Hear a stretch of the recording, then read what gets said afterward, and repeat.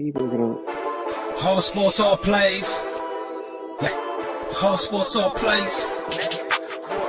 Whole sports all plays. 365, we making up plays. You talking the game, get you to the days. We're high in the court, the dime in the lane. Variety topics, living the same. All presentation, sports information. In the airways, taking the nation. All sport, all plays, they working your faces. Grace at the field, so tie the laces.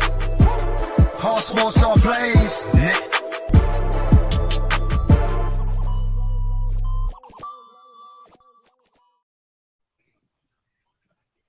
Freddie's fired. I just want everybody to know.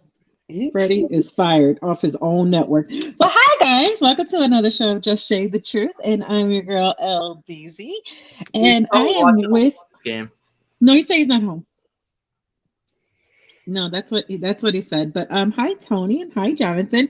Mike is around here somewhere, and then Nate is in the background, so like I said, he'll be here.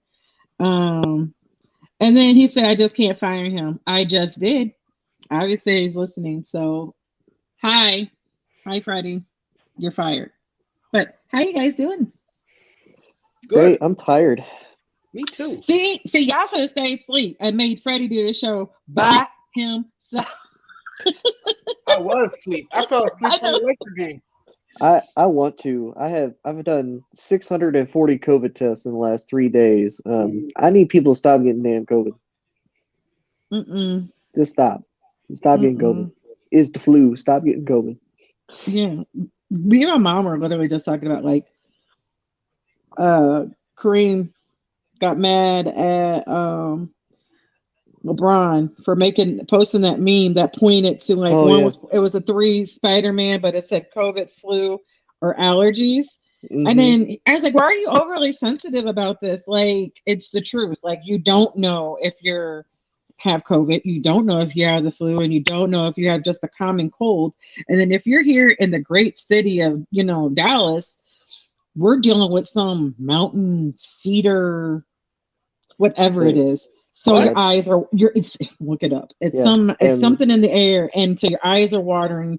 My eyes have been burning. Like, how you hit your pillow, hit your eye, and that feeling, that's what my eyes have been feeling like. Migraines, itchiness. My husband said he's been really his eyes have been watering, itchy, and he's been kind of itchy.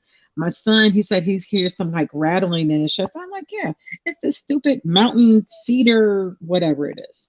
Yeah, we've been under the weather over here too. I've been using this time to rest up and get rejuvenated, I guess you can say. Yeah, in the Midwest we have whenever they first harvest the corn, whenever all the plants and start coming in, you have they'll put turkey fertilizer out and everything like that. Yeah. And Midwest is full of allergies and pollen. And then it's been so damn cold in Southern California. I mean, I don't. Oh, hold on, but didn't you want snow? Wasn't this the man? Where's Mike? This is the man that wanted snow. This is what you wanted snow. But I only want snow for 1 day, and now I feel like I'm. That's not how it goes. That's not. Nope. You either get want it for 1 day because I want to be able to experience what it's like to walk on your front porch and see little white stuff on the ground. Jonathan, if you want that, come to the Midwest for a day. That's all you gotta do is just come to the Midwest for a day. It don't happen. California gets robbed every year. We get robbed. All we get is rain out here, and it's wet and damp right now. Nate said he's no longer in Dallas, but I'd rather deal with this than coldness. Hey, but the Pacific, what are you dealing with? And Nate, is it rain? They're getting buried right now.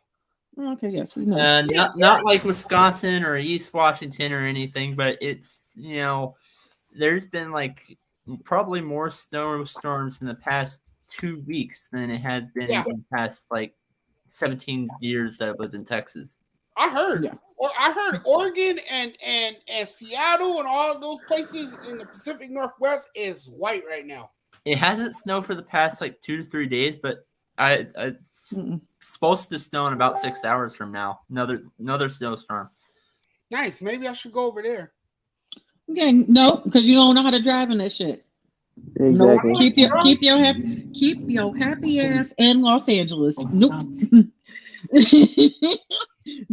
I have to tell that to people in the world is coming to, and I have to tell people like when you go to a state that's not used to snow, people freak out. Like I have literally watched people drive on ice in Dallas. Like it's just you could drive the normal speed limit. Like no, that's not how you do it. Or I watched this little truck, didn't put nothing in his flatbed, just stuck. And this little beetle bug, was going past them. And I was like, you got to feel some type of way when a beetle bug, like an old school beetle bug, is beating you up this hill. Like it wasn't even a big hill. So when I was in DC, it would be like that. It would snow like 2 or 3 inches, and everybody would lose their mind. I mean, DC traffic is garbage anyway, but then you add snow or rain on it. And me as a Midwestern person, like I already have a bad temper, and I have god awful road rage, and it would just get worse. I'd lose my voice. I would be so pissed all the time. Yeah, that's why I didn't. I actually stopped. I don't know how to drive in the snow anymore. I'm going to say it because I haven't driven in like real snow since probably 04, because I left in 06. I left for Florida. Hey, look. So it's been a minute. Here in Southern California, people don't know how to drive in the rain because we get more sunny days than we do wet days. You know? It was 65 in Christmas in Maryland, Anthony said. Yep. It was 80. It was 82 here in Dallas. I want 82. I'm tired of this coldness. No, you asked for it. This is what you asked for. You this is what you get. This is what you spoke it to existence. California is supposed to be this cold. What do we do to deserve this? You spoke it into existence. I didn't say I wanted it for 5 consecutive days or 2 weeks. I said I wanted it for 1 day with snow. And I still don't have the snow. I just have rain and coldness. If this continues for another week, it looks like I'm probably going to have to be driving across the Tacoma Narrows Bridge 3 times next week, and that's over the ocean. I think you should go for it. That sounds like fun to me. No? Oh, I'm terrified of bridges. My girlfriend's the same way. You lucky I'm not there, Jonathan. I'm guessing that's Mike. I'm not. I don't know. Yeah, that sounds like something. That sounds like a Mike comment. I guess he's not coming. So since that's the case, we'll start our moment with just best memories of John Madden that you have, and RIP to John Madden. We lost him last night. He was 85 years old. They said it was unexpected. So like he was still like in great health, which of course that's all we knew. Yeah, of course your laptop decided to kill itself. Your laptop always decides to kill itself when our show is on. It's all good. But yeah, Mike, do you guys yeah, Mike, you can't be blaming your laptop for Epstein in itself, okay? You can't be blaming it on You can't. Yeah. Anybody your best Madden memory. Go for it. When I learned about the passing of John Madden last night, I was heartbroken, very, very sad, because when you think of John Madden, you think of football, right? And he was a childhood legend. And so one of my favorite memories was when I was 8 years old, and I had a Super Nintendo.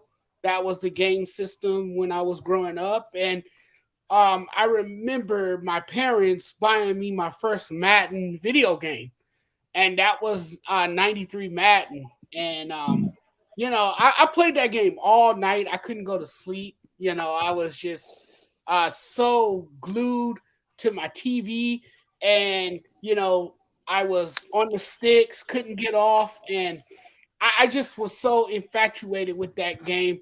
And more than anything, I think I was very fascinated by John Madden, his ability to broadcast football games.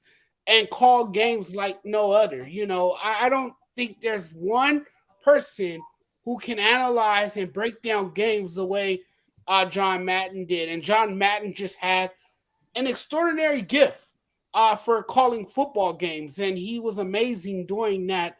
And so he will truly be missed. Football will never be the same without John Madden. And, you know, it's interesting to me because John Madden, we used to tease him about taking a bus across the country because this was a guy who didn't fly. So he would take a bus everywhere, and he could call any game throughout the United States. The only game he never called was the Pro Bowl because, of course, obviously, you can't fly to Hawaii. You have to fly to Hawaii. You can't take a bus to Hawaii. And so John Madden could never take a bus there. But John Madden was just a lovable person. A lot of people had great things to say about him. And to me, he was the best broadcaster there was when it comes to football. So he'll truly be missed. And, you know, that was my greatest memory is just playing his video games. I mean, the guy, you know, had his name, you know, as a video game. So yeah, that's something that I will always remember. Yeah, Anthony Price said, and I like he was the king of sound bites. Most definitely. Most definitely. So I didn't know this until the other day, but actually he played in the NFL. Like he wasn't just a coach or a broadcaster, but he actually played. He played. 1958 as the Philadelphia Eagles. Yep. Nate didn't know. It's okay, Nate. It's okay. Of course, I say my memory it's the leg. It's the turkey leg that he always gave out because, and I'm not even a big turkey fan, but whatever turkey they got those legs from, I was game. Like, can I have one? Like, if you're not going to eat it, can you pass it through the phone and let me taste it? Because it was like everyone, and every time someone was eating it, like they ate it like with all the love. And I don't know if because it was turkey leg, it was juicy, or it was a turkey leg from John Madden, or both, you know, or all three, you know, combined. I wasn't the biggest fan of John Madden and Pat Summerall. I didn't really like Pat Summerall. I was actually just a John Madden. Like, if you can disconnect from Pat, like I know I'm gonna catch a lot of hell. I know it. Don't care. I just like John because, like you said, he broke down the game. And then when Pat was talking, they would go into these 1950 highlights that are brown and white in the middle of the game. And I'm like, dude, I want to watch the game. I'm not trying to watch this brown and white highlight. Like, no one cares. Like, but like I said, but that was just my opinion. But I did feel something like it was very, very, very sad that for him to pass. But yeah, he'll never be forgotten, and his name will be a legacy from forever. Right. Yeah, I'd agree because, you know, obviously being a Cowboys fan, you know, he and Pat Summerall both are obviously the two voices that you always associate with probably the Cowboys dynasty for the longest time because they would call a majority of the game on Fox. It's also cool with the fact of, you know, all the people that John Madden got to work with because of how much he traveled and all the people that traveled through all the different, you know, the broadcasting companies. I mean, you think about he and Al Michaels are probably the two that you've seen on just about every single broadcasting network that has, you know, broadcasted some type of game, and John Madden's connections throughout the NFL. I mean, he was close with Jerry Jones. He was close with Al Davis. I mean, he's close with pretty much all the owners of all the football teams. So yeah, the major impact that he had on the game, and even still all the way up to the day he passed away. I mean, you probably couldn't go one game without mentioning, you know, some type of, you know, John Madden reference of what he used to do. So yeah, his impact will forever be kind of embroidered into the NFL. I could see him kind of doing like what they did with real similar with like Lombardi, LeBeau, Hallis, all of them, Ditka. You know, I could see them, you know, really, really kind of honoring him in some way, either naming a stadium, naming some type of an award. anything like that. I think it should. I think that would be the perfect way to honor John is to do something like that. Oh, that any of that. Like, I agree with that. And I hope, I've been seeing it on Twitter, and I think it's probably on all social media, that they're praying for his face to be on the cover of Madden in 2022. Like, come on, EA. I need one thing I need you not to mess up. Let's put John Madden. Well, it's EA, so they're going to screw it up. But of course it's EA. But to me too, I think, because think about it, when you think about Madden, especially the early Maddens, like not as much in the kind of later 2000s, but the early Maddens in the 90s, John Madden is the reason why you got it. And really it would also help too, because a lot of the NFL fans that are superstitious, the whole Madden curse can be broken, because you wouldn't have an active player on the cover of Madden. Yeah, I definitely believe in the Madden curse. I don't care what nobody says. I've had straight arguments, but even slumps is still a part of a curse. Like, that's just me. That's just my opinion. But moving on, hopefully Jonathan is listening. If not, we will catch him up, because I want to talk about Carson Wentz and these Colts. They are 9-6. And they just put Carson Wentz on COVID list, and he's unvaccinated, so he has to be out for 10 days regardless? I think, or did they change it? Yeah, so he has to be out. So he's definitely missing Sunday. And they have a rookie backup, basically. And so if they lose, if these Colts lose, because they play the Raiders, do they make the playoffs? Because they're basically neck and neck. And that there's like 3 teams that are 9-6. Do you think they can make it into the playoffs after this if they do lose Sunday?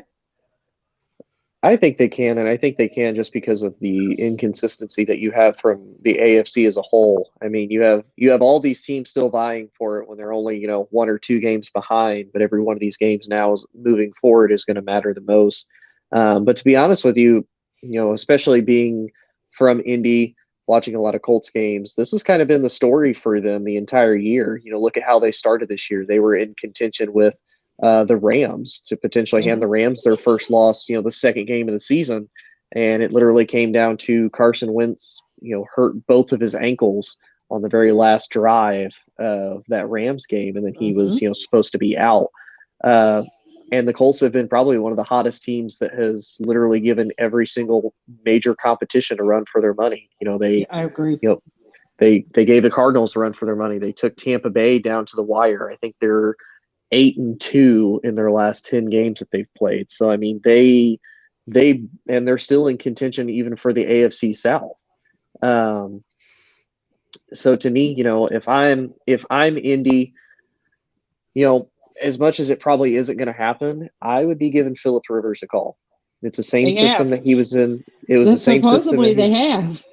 Hey, they need to. They've reached out to him. They've reached out to him. You have to. I mean, he's the only other quarterback that has been in your system that is available. That could at least keep you in contention. Now, would I trust Phillip Rivers into the playoffs? Absolutely not. He's too old. It's just, hey man, that's why I feel like the NFL needs to kind of do like the NBA, do like a 10-day contract. Be like, hey Phil, we're gonna sign you to a 10-day contract until Carson can get off of COVID. Then you're done. Now, however, if you want to hang out for like veteran minimum, if we potentially go any farther, yeah, well, if we get a ring, you get a ring too. But to be a backup, go for it. Yeah, but you not the guy moving forward.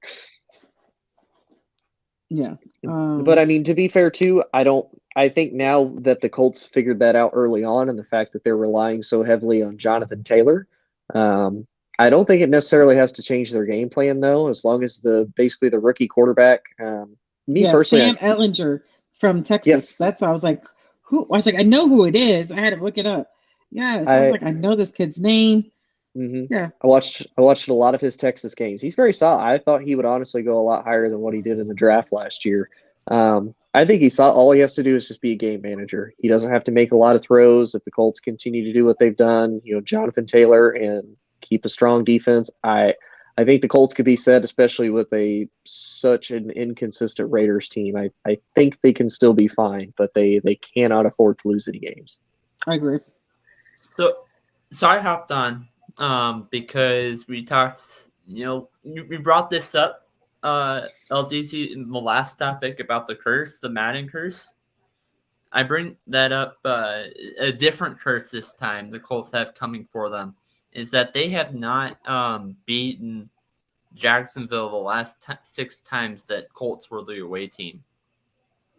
And Jacksonville is the home team. Not this week. Is this? Yeah, it's like next week's game, right? Next week's game. So, I mean, if Carson Wentz is still hurt, if Carson Wentz is still out. I mean, Anthony, you got to think it's not just some random dude. Like, Phillip Rivers was literally the starting quarterback last year, and it's still Frank Reich's system. Right. Like he'd be having to learn a whole new thing all over again. It's not like having to adjust on the fly to a new playbook. Yeah, because that's why they called him. Like, that's why they reached out to him already. Like, it was not, you were not far off. Because of course, all of us going to think, so Phillip, I know you want to get away from them 9 kids. Yes, I know. How could you imagine starting off? So, you need a vacation yet? Are you ready to come?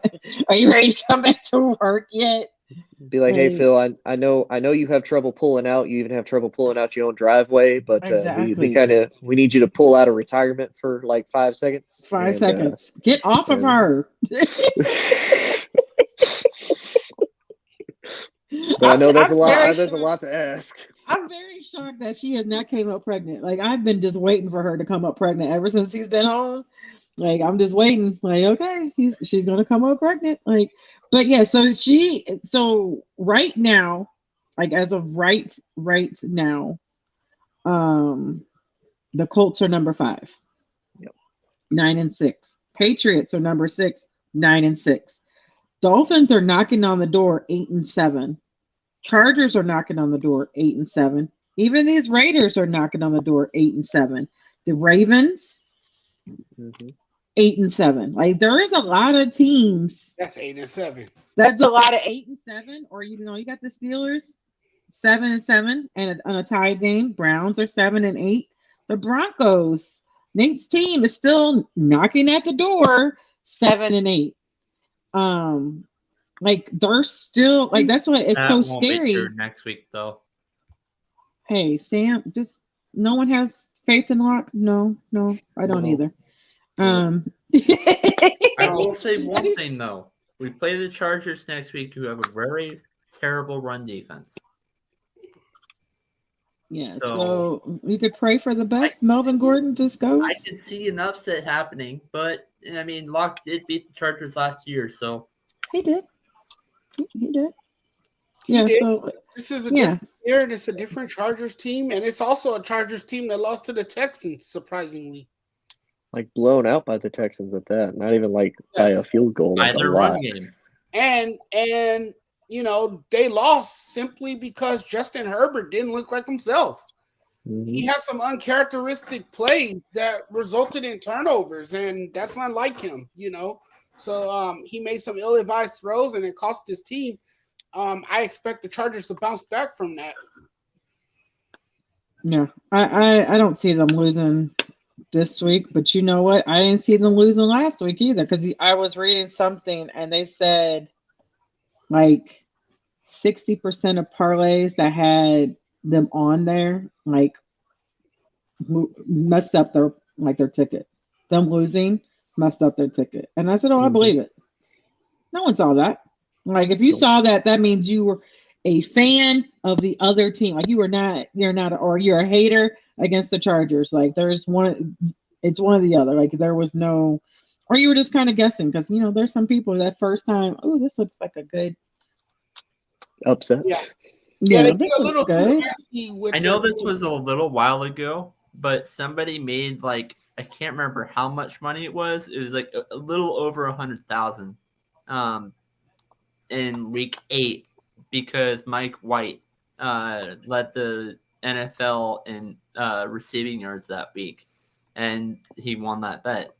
This guy just won like $2,000 or $3,000 because he had what's the guy that just scored for the Cowboys, Malik Turner? Oh yeah. It was like some random parlay, and it was like these two like low seed players had to score, and it was only like a $5 dollar bet, something real cheap. And he won like $2,000 off of it because he scored. No, I'm like, see, this is what I need. Anthony, we're going to get to your question. I guess we could go ahead and talk about it. Because the Dolphins, just went 0-7. First they went 0-7, and then they went 7-0, and they're on a winning streak. And they do really trust the Dolphins when they play bad QBs in their last 7 games.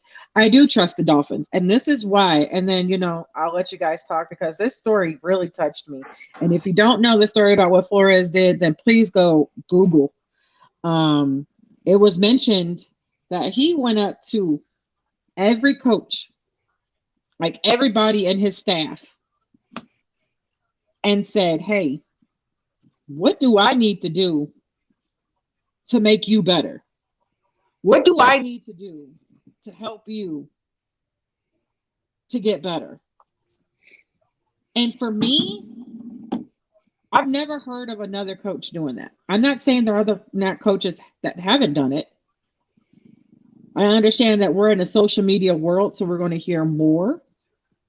But this is one of those stories that you're like, you know what, this is a leader. Like, this is a true, to me, I think it's something special. And this is why I believe in this Dolphins team, because he put that spark under them. He made them believe. And I understand there's going to be people, well, look who he played, yada, yada, yada. Well, the Detroit has been winning. Like, they've been beating teams they're going to have no business beating. The Broncos beat us. I'm not saying the Broncos are bad, but like the Broncos beat the Cowboys like at any given Sunday. But this was a first to go from 0-7 to 7-0. Like, this is going down in the record books. But like I said, if you don't know about that story, just Google Flores and what he did. And like I said, to me, that's my personal opinion of why I choose him, why I believe in that team. And I think this team next season will be amazing. Go ahead, Jonathan. The Dolphins have brought into the process. Brian Flores took over the team. It's obvious that he was the right choice for that team because he has established a long desired winning culture in Miami. And I think, those players love playing for him. Excuse me. They have tremendous respect for him. And, they are, playing their best football in recent weeks. I mean, this is a team that was 1-7. This was a team that was dead in the water. They were drowning. And they found a way to finally catch their breath and, jump back out of the water. And now they're in playoff contention, which is very, very convincing for a team that has struggled to start the season. I like this Dolphin team. I know they haven't played against teams with great quarterbacks, but this is saying something. This team has made a lot of noise, and maybe next season it might be a different year for them. But this Dolphins team, let's keep in mind, this is the same Dolphins team that got off to a good start 2 years ago. They got off to a bad start this year, but if you go back a few years ago, this Dolphins team impressed a lot of people. They made a lot of noise. Now, I think why the Dolphins don't get the attention and why they haven't been, one of the most talked about teams after improving and turning things around is because they don't really have that star that strikes everyone. If they had that one star player that put fear in other teams, maybe we'll be having a different conversation about this Miami Dolphins team. I mean, you have Waddle, yes. Waddle. I like Waddle. I always butcher his name. He's a good wideout. You have Devontae Parker. He's not someone that's spectacular, but he's decent. I mean, you got players on this team, but they're not star players that everyone know. You know, you look at the Titans. They have Henry. You look at a number of these other teams, the Colts, they have Jonathan Taylor. You know, all these teams have star players, and that's something that is missing over in Miami. But however, Miami's well coached. They're in position to make the playoffs. They look like a team that's hungry enough and poised enough to go the distance. And I don't see why not. You know, this Dolphins team has really, really gotten better. Yeah, I like Waddle. I am a huge fan, and they're young. And I think when you have a young QB and a young wide receiver, you know, you could grow together. What they're missing, me personally, is a run game. Like I don't really trust Gaskins back there. But Tony, what do you think? I don't trust him. And I say that kind of to Jonathan's point. You know, if we remember a couple years ago when Flores first took over, I think they went like 0-7, 0-8 or something like that. Like they were atrociously bad. And then halfway through the season, they turned it around and they were one of the winningest football teams. I think they went 6-2 down the final stretch to finish. I think it was 6-10 if I remember right. And then last year is kind of the same way. They started off kind of bad, but then they turned it around. But they couldn't finish. And I think, unfortunately, that may or may not be the same thing again this year. Just with the fact that you have so many teams that are in contention, you have so many teams that have made mistakes. You know, it's really just going to come down to you know who happened to win the right game at the right time. You know, they have to close out. You still have to face the Patriots again, who the Patriots are also contending for a playoff spot again. And you're in the AFC East, where you have the Bills in the driver's seat. You have the Patriots, you know, right behind them. I think technically the Dolphins are even still in contention for the AFC East as well. So I mean, and it's going to be difficult for them to be able to be like, okay, you know, we're the three strongest teams, and three of the AFC East teams are all taking spots in the playoffs. Like somebody's going to have to get the short end of the stick, and unfortunately, I think it's going to be the Dolphins, mainly because, like you said, LDZ, they don't have a run game. And to me, and kind of like Damian said here in the comments, he doesn't trust the Dolphins O-line. That's been a problem for them for years. Even when Tannehill, I was about to say, when did they have a line? That's the real question. They haven't. I mean, you think about it. They traded Laramie Tunsil to the Texans, and I mean that was probably one of their best offensive linemen, and they traded him away like that. And honestly, their defense has underperformed this year.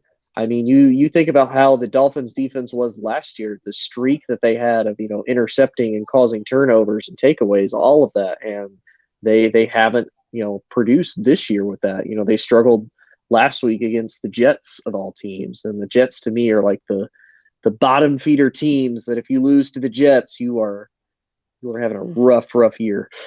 I watched a video of the Jets quarterback, the BYU quarterback, and he did such a great, he gave tickets to this lady, and it was an amazing story. But you know, that was not here nor there. And they won, and that was this Sunday game, and they won. So I was like, I feel like he won, because he was there. Yeah, and don't get me wrong, part of me still isn't sold on Zach Wilson, because he did come from BYU. He didn't really come from one of those schools. He didn't face a lot of top-ranked, you know, teams, which I'm not saying that has to be your immediate criteria for being a great quarterback, but at least the caliber of what you faced, are you going to potentially be used to that type of competition in the NFL? I don't know. I think he was a bit of a reach, but that's just me. And kind of like what Anthony said, the Dolphins, you know, have they really played a good quarterback here lately? And to be honest, to me, the answer is really no. They haven't played a quarterback that I would consider, you know, that, you know, top tier of, like, you know, great competition. I wouldn't really say they're winning in spite of Tua, because Tua's really not a bad quarterback. I think Tua is just honestly in the worst situation as far as a franchise that spent a first-round pick on him, has built around him.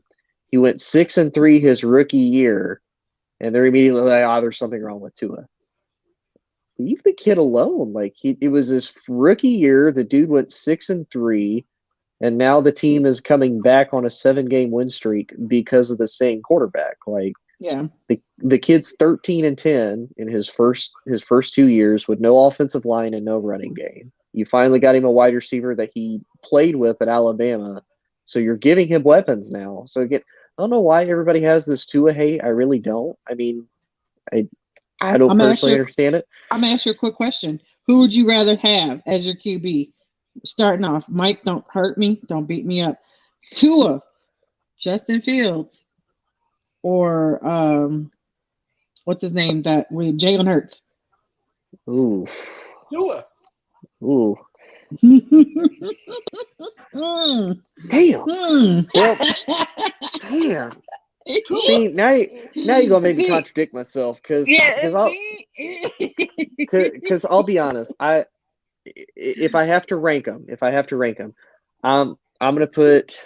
But who would you take? You don't even have to rank. Who would you take? Like if you had, that was your 3 QBs. Like that was you had no QB. You needed a QB. And 1, 2, 3. Tua, Jalen, or Justin. Justin, and they were your QBs. I'm gonna take Who Fields. would you take? I'm gonna take Fields. And I say that because I say Fields the same way that I say Jalen, because both of them to me are kind of the same quarterback. They both have a strong arm. They can be mobile when they need to be. I don't take Tua. If Tua doesn't have the injury and Tua doesn't kind of like spook himself of potentially getting hurt again, which to me is what I think is really what's kind of affecting him, is he's so afraid of getting hurt again, which I don't blame him. Getting hurt sucks. I would take Tua last specifically because of that. If he doesn't get hurt, I would take Tua 100%. He has the accuracy. He knows what to do. Exactly. And I agree with Ricky that, they played some weak teams. And yeah, he has all the ability, but as far as the more consistent health, you have the running factor, all of that. I would take Fields or Hurts, either one, and then Tua would be my second. I would probably take Fields. I like Tua, but like you said, the injury, it's kind of like I never thought I was going to be on the Fournette bandwagon. I didn't think he was going to push me to the finals of this, playoffs. Because of his ankle injury, I never trusted, and so that's how I kind of feel with Fields. I mean, Tua's kind of like, you could tell he's still hesitant to run on that leg, even though they keep saying he's fine. If I can see the hesitation, and I'm usually blind to kind of that stuff. When I can kind of see it from him, kind of like guessing himself, I feel like it's really happening. If he didn't have that injury, like that gruesome of an injury, I probably would have picked him over all of them. But I would take Fields, then Tua, then Hurts. I don't trust Hurts. I think I know a lot of Eagles fans that are over it, like they're so ready and done for him to be gone. But I get that they're still in, knocking at the door of getting into the playoffs, so it's not like they're too far off. He's doing something, but it just, he misses too much for me. And I get he's still young, but dude, you got to get better. See, I got 2 things for that. To Anthony, yes, I am partially a Bears fan. Don't hate the fact that the quarterback future in Chicago is brighter than it is in Washington. Y'all just need to fix yourselves. Y'all just need to fix yourselves. Exactly. Y'all need to fix yourselves. I'll say to Jalen though, because even as a Cowboys fan watching Jalen, I like watching Jalen, and I say that in a positive way, not like I do with Daniel Jones. Like, I am so happy that Daniel Jones is going to be the starting quarterback for the New York Giants next year. I am so excited for that.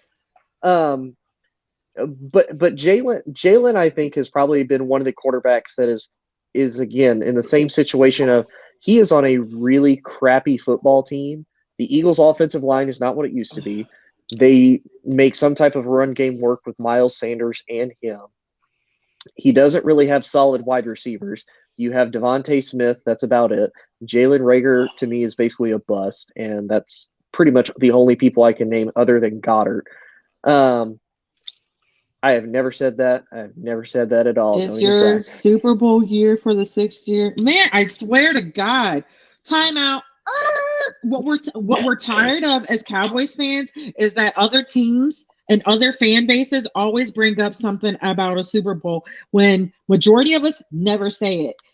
If you really want us to say it, we'll go ahead and say it. But most of y'all say it for us, and we don't have to say shit. But you know, you can. I get it. There's delusional Cowboys fans. I get it, and I get there's delusion, but there's delusion. But exactly, and I'm just tired. I get tired. I get tired of the people saying, "Oh, it's your Super Bowl year, or it's your year." Go suck one, because seriously, I'm tired. I'm fed up. Like, we don't say it. We've never say it. Like, go on our page. You know what I'm saying? You can go check and see. But dude, tell you what, Anthony, go and have your team. And Ricky is a WF team. That is his team. Yeah, that's Ricky's team. Ricky is a 2 team. He's them and Steelers. Okay. Anthony, before you can say that, you know, that this is our Super Bowl year for the 6th year. This is y'all's 2nd year with no name. I need y'all to get a name, okay? I need y'all to get a name other than the football team. What happened, right? You remember what happened? Everybody took up the names, so now they don't want to. Oh yeah. No, it's just one guy. It's one guy in Virginia. Tony, you might want to give Dan Snyder a phone call. About that one. They have one. They already have one. Actually, supposedly they have a name coming out next year. Supposedly. They do. 2022. They have it narrowed down to like 4. They have it narrowed down to like 4. One of them is the Washington football team is in consideration. But right now, to me, y'all are just the Washington basic white girls because legit, y'all couldn't even figure out like a good temporary name. You're just like, we're going to be the football team. Okay. Thank you, my basic white Starbucks girl, for your caramel macchiato nonsense. I'm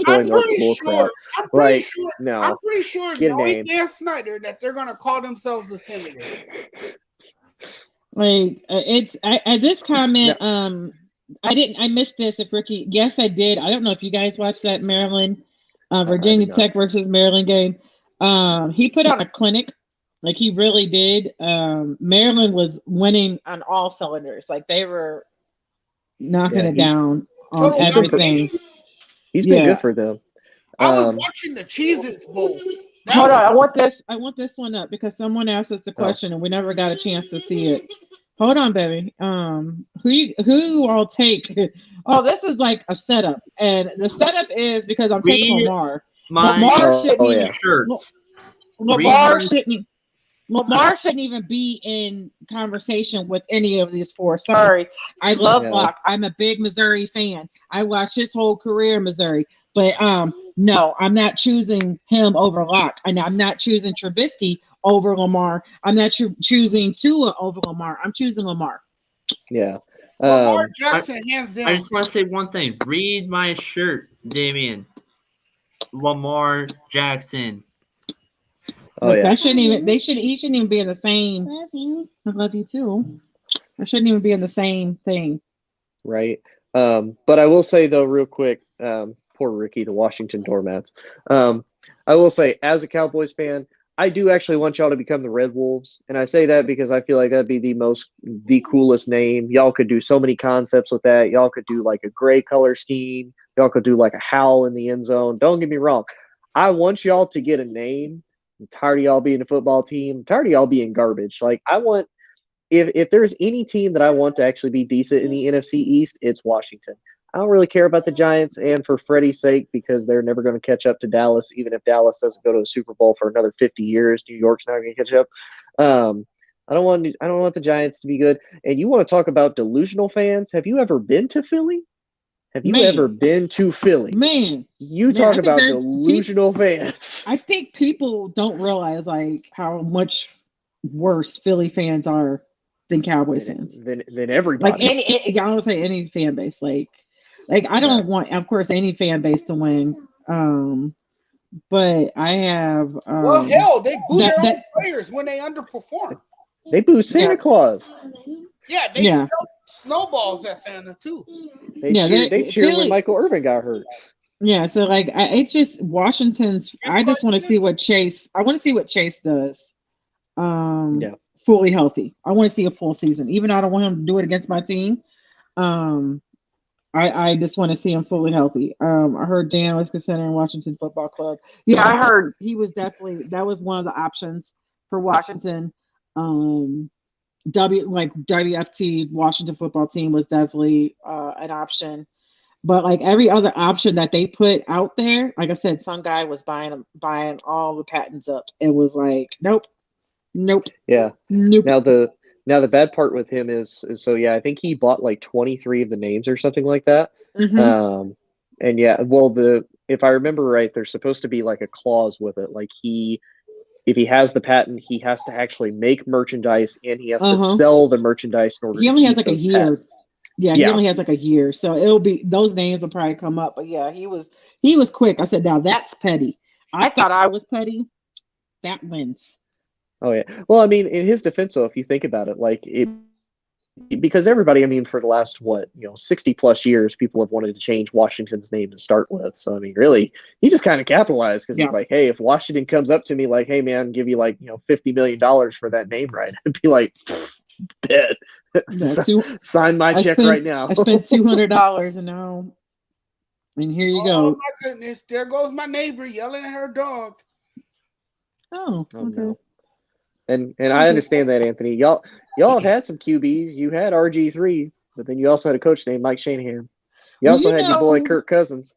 RG3, this tell-all. Like I need to read this tell-all. I don't even read books. But he got a tell-all supposedly dropping all of Washington's dirt. Like, and I'm here for it. Yeah. I'm here for every bit of it. And like I said, I don't believe, and I of course, he might be saying, he's saying stuff for, ratings. But I feel, they did him dirty because they were saying, there's snippets saying that the coaching staff, but the medical team was trying to make him go out there still and play like extremely hurt.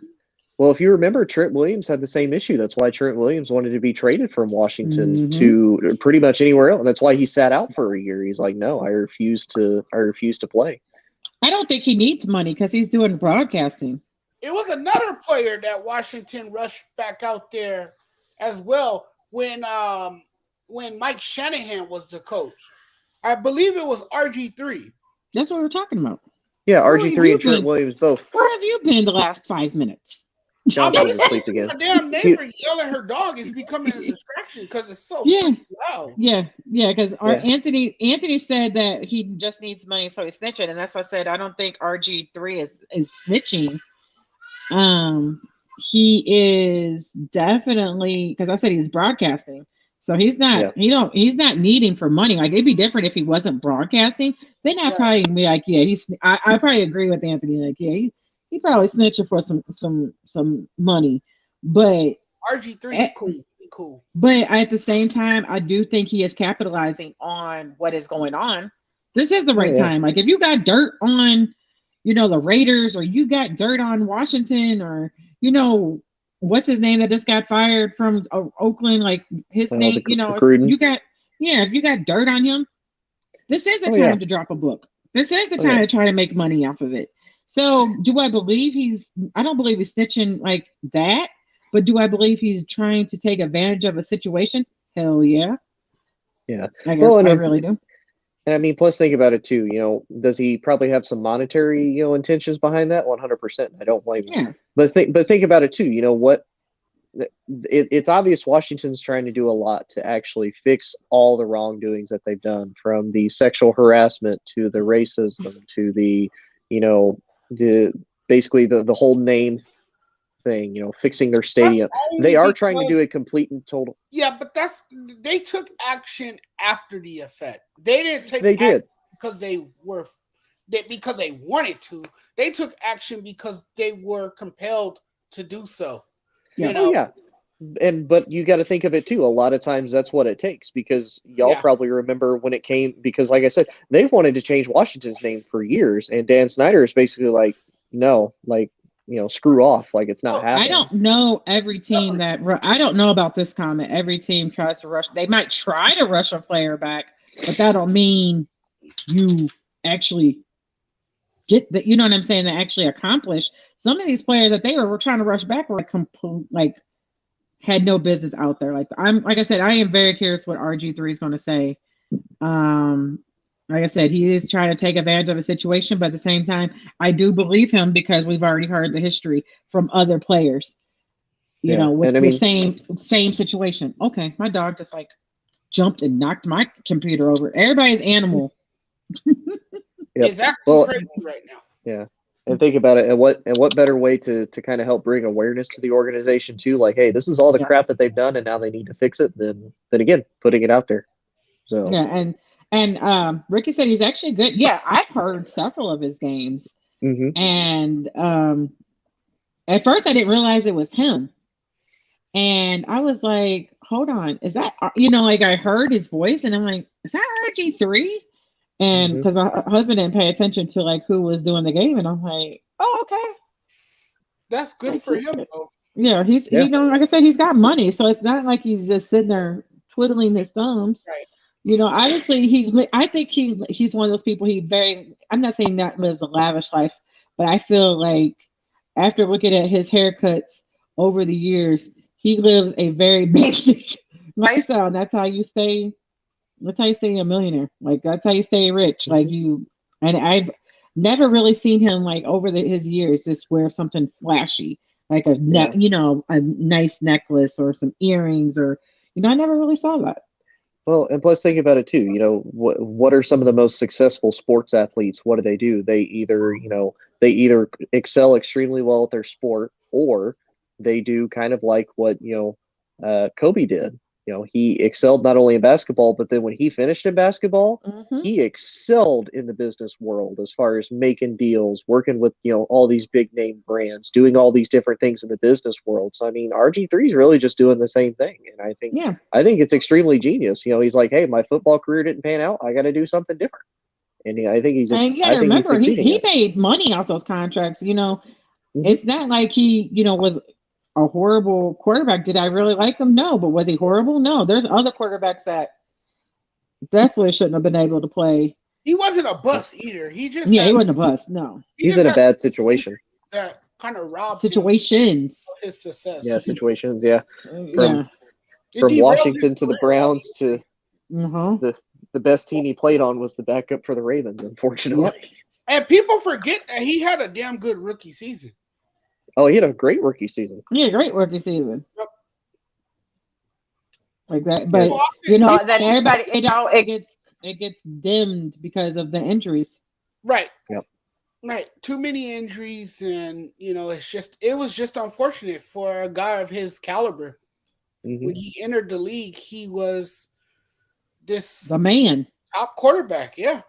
He was supposed to be the man, seriously, that's where he was.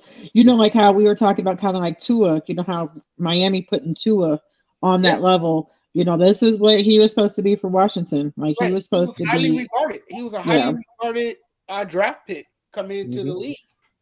Yeah, there's a lot of people criticize that he should have been taken over Luck. That the Colts should have got him instead of Luck. Yep. Yeah. Maybe it's the Broncos over. Yeah. We don't know because we didn't see that come to fruition. But maybe the outcome would have been a lot different in Indianapolis than what it was in Washington. Who knows? I mean, maybe, but Indy's offensive line was also trash. Yeah, and that's part of what caused Luck to retire. Unfortunately, he would have got beaten up there too, like he did in Washington. It's amazing, how we talk about quarterbacks, and then we start thinking about, I wonder if they would have been injured so many times if they had at least one more lineman. So, you know what I'm saying? The team predict, put money in, at least one more. Not asking a whole line, just one more. I wonder if Andrew Luck will still be playing. I think so. He might have been. Because you got to think about it. Andrew and RG3 really kind of had really similar playing styles. I think Andrew was more of a pocket passer because that's what we knew him as. But if you remember, Andrew Luck could make a lot of plays with his legs. Like, he was not afraid to run it. He was not afraid to put his body on the line. And I think, all honesty, it just RG3 ended up in a worse situation because you got to think who was the first team he played in the playoffs his rookie year. He played the Legion of Boom of all teams to play, and you're a mobile quarterback like that. There was no way he was beating that team. Like, there was that defense. There was no way. No. I don't care what weapons you had on your team.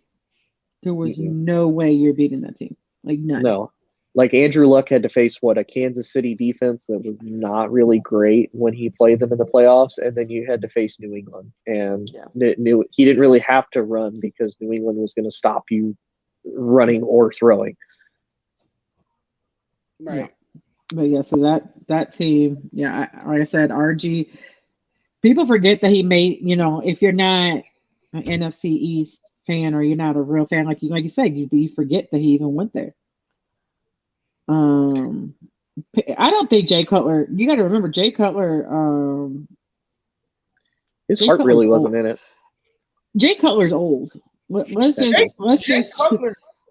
Jay Cutler is 38. 38. Yeah. He'll be 39 this year. Me and him are the same age, and he is not the same. Like, when you come talking about Ron or Tom Brady. It's not the same. It's not the same as they're old and Jay Cutler old. Like, it's I understand it's different, but they have found, especially Tom Brady has found the fountain of youth that I'm trying to get just a sip of. Like, I don't even need a whole drink. I could just get a shot glass of the water. Like, let me know like what you're doing. Well, and to be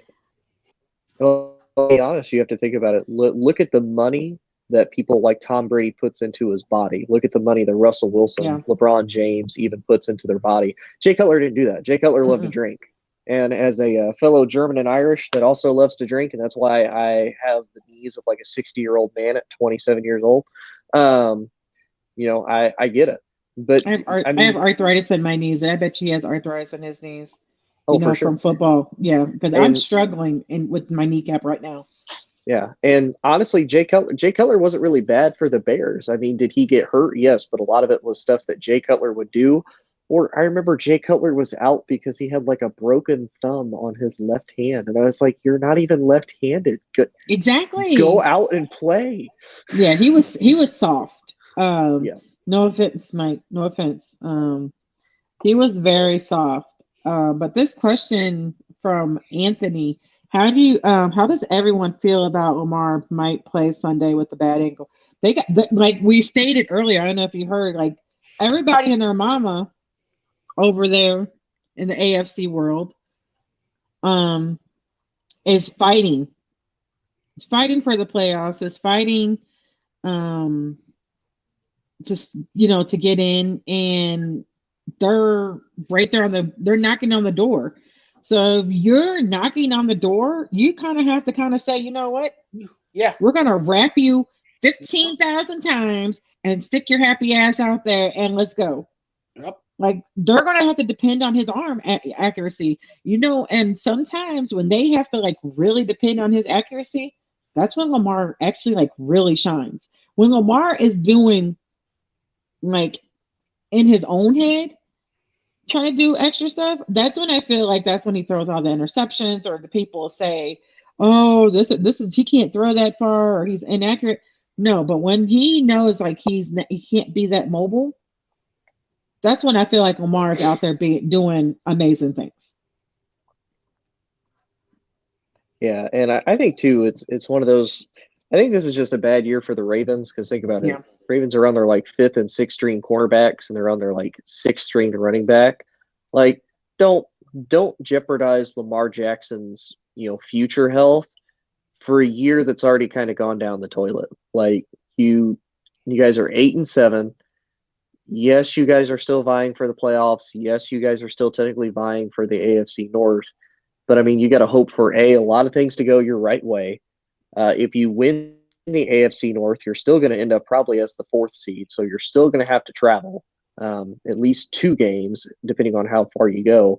Don't sacrifice what you have right now and what you could use in the future for a year that's really not even that worth it to me personally.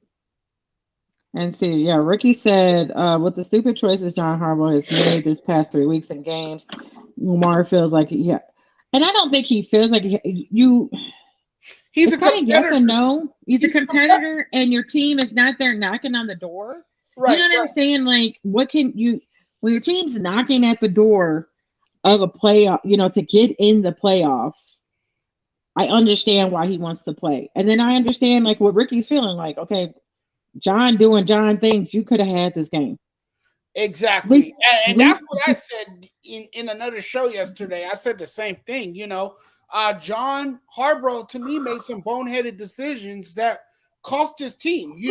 I understand you was playing against Aaron Rodgers. I get what kind of game it was of that magnitude and all of that, but you tie that game. You send that game into overtime, and you try to win it in overtime. And they had chances. He didn't learn from the Pittsburgh game, obviously, because he tried to go for a 2-point conversion in that game. And how did it turn out? It didn't go too well for the Ravens. So now Lamar Jackson, knowing what type of game this is and how much is at stake, he's a competitor. He wants to be out there for his team. And I can tell you, for any competitor, it's tough to stand on the sideline having to watch your team and you're not been out there to contribute. So he wants to be out there. He's the quarterback. He gives them a better shot to win. And I think the Ravens have a chance, even though they have a lot of injuries. They've been hit hard with the injury bug this season. As we all know, they have a depleted secondary. But I give props to Lamar Jackson for wanting to play. And that just shows his competitive nature and the type of player he is. And I feel like they desperately need him out there. And we'll see what happens on Sunday, because look, this team is vying for a playoff spot, just like other teams out there. And Lamar Jackson is that dynamic player who can make a difference. Ricky said, exactly. You tie the game up, then go on. John Burke's just an idiot. Sorry, not sorry. He just let his team down in 2 weeks in a row. I understand that you're just tries to get too fancy. Just tries to get too. Yeah, and especially when you go against a team like the Green Bay Packers with a backup quarterback, and you can literally force them into overtime and still potentially win the game, and you try to go for 2 and you just don't. That to me is dumb. Like you literally have one of the best situations. You have one of the best coach situations to get your team even to that point, and you're like, you know what we're going to do? We're going to risk it all. 2-point conversion. But he's been too cute and been too greedy. Again, in that situation, you go for the sure extra point, you tie it up, you send it to overtime, and you hope good things happen. Yep. Anthony said Ravens O-line versus AD. Good luck, Lamar. But you have to. You know what I'm saying? I understand that Hundley is doing like what he's supposed to do, keeping these games close. And like I said, I do blame John on some of these losses, because he, as a backup, he came in there and did what a backup was supposed to do. He came in and made sure the game was winnable.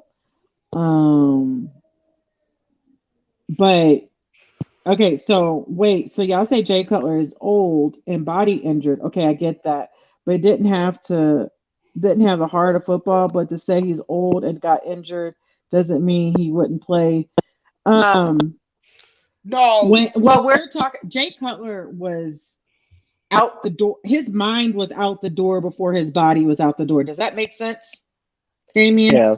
He wasn't mentally there. He was done. Yeah. Yep. And in all honesty, that had been for a long time. Yeah, like if you drop off in production a long time ago. If you think about probably some of the Bears' best years from 2011 to 2013, when that defense would score just as many points and touchdowns as the offense was because of how effectively they take the ball away. Yeah. Their defense could carry them so far, and Jay wasn't in it because again, I'm not saying you have to always fight to come back to be starting and be healthy. And yeah, he was a little soft, but you could tell, and even a lot of people have even openly said it. Jay Cutler's mind was not always in to playing football, and that's okay. Like, it happens. Like and if you look, and you remember he ended up in Miami that last season. Yeah, like people will probably forget that he was there. Yeah, and you have to look at the three people that you mentioned in this too. Favre, Peyton, and Breeze. They all lived and breathed football. Peyton Manning lived and breathed football from the time he was a kid and understood it. Brett Favre was just a good old farm boy that just loved to go out and fling a pigskin. And same with Drew Brees. Drew Brees was one of those. He lived and breathed football. Like, he found his groove, he made it work, and he stayed consistent. So to me, comparing to those three, it's not the same. Yeah, and he said, okay, it makes sense then. Yeah, it's just, like when I say old, I don't mean like they're in a walker, you know what I'm saying? Or somebody's grandparent. Well, he might be somebody's grandparent. I don't know. Not like, what I'm saying? Not like the Lakers team. Yeah, it's not like, they're geriatric, you know what I'm saying? Like, I mean, they might be old for the team. They might be old for the sport. They might be, you know what I'm saying? Like to Lakers. Me, like LeBron is getting there. Westbrook is getting there. Like, if we're going to talk about them, we were talking about the Eagles. We were talking about the Eagles line. The whole Eagles line is probably like 72 years old. Like, I'm not even trying to make fun of them. Like, I'm serious. Like, you got a young quarterback and you got an older line. Like, I need you to at least get, somebody his age so they can grow old together. Something like that. That's just what I need you to do. But yeah, this is what I mean, old. And Jonathan, don't take this the wrong way, and I don't mean to change the subject. Can we appreciate the fact that Ja Morant has dropped 39 points on Lakers tonight? Can we appreciate that for a moment? I can appreciate that. Even as a Lakers fan, I can appreciate that because, like I keep telling people, he's a rising star. He's up and coming. This guy's the future of the NBA. He might one day be the face of the NBA the way he's playing if he keeps balling out like this. I thought he was. Like, what I'm saying? But I think there's several of them. But, he's arguably the most explosive player in the game, and he's just fun to watch. Honestly, that's the reason I even turned on the Laker game tonight, just to see Ja Morant ball out, really. Kind of not gonna lie, I'm happy I'm able to watch it again because I got Spectrum cable back for like $50 a month, and I actually have NBA TV again, so I can watch this. And speaking of LeBron James, he turns 37 tomorrow. He has a birthday. Oh, wow, look at that. Yeah, Ja's destroying the Lakers right now. Yeah, I'm watching hockey. And I knew that was going to happen coming into this game because, for one, the Lakers don't play any defense. Two, the chemistry's not there. And three, the Lakers are too inconsistent. Some days they want to show up, and then other days they don't show up at all. So I kind of knew that Ja was going to ball out tonight. Like I said, he's a very fun player to watch. How can you not love him? If you don't like him, you obviously don't know NBA basketball. You obviously don't like the game of basketball because he is what this league needs. And he's another superstar on the horizon. And I'm not gonna lie, I'm laughing at Russell Westbrook's face just now. He went up for a very easy layup / dunk, and he did not get it. And just the fact that he looked at his hands was such frustration and sad. Yeah, I'm getting tired of that too. Guy that drives to the basket strong but can't finish. Like just like he was so disappointed in himself. Like, bro, you were there. Like, you didn't even have anybody blocking you. It was a free shot. And so, Jonathan, Anthony asked, when will you think LeBron will have a breakdown because his team keeps making stupid mistakes? That's a good question. You know what? I can't really. Well, I guess I can't answer that question. I don't know if he'll do it in public. Through the season. Probably. Yeah, I was about to say that. He won't do it in public. Probably by February when we reach the All-Star break. That's probably when LeBron is going to be fed up and had already seen enough. But again, I don't think LeBron's mind is all on basketball. I don't think he's 100% in it either. I think, yes, sure, if they win games, okay, fine. If they lose games, oh, well. Again, he didn't come to LA, to win championships. He came to LA. He really has nothing else to prove. He came to LA because his family wanted to be here. He has, film-making aspirations. He's in the right city. He's in the beloved Hollywood, which is, if you live here, it's very overrated. But okay. But that's the reason LeBron has come here. It was for family considerations and nothing more, nothing less.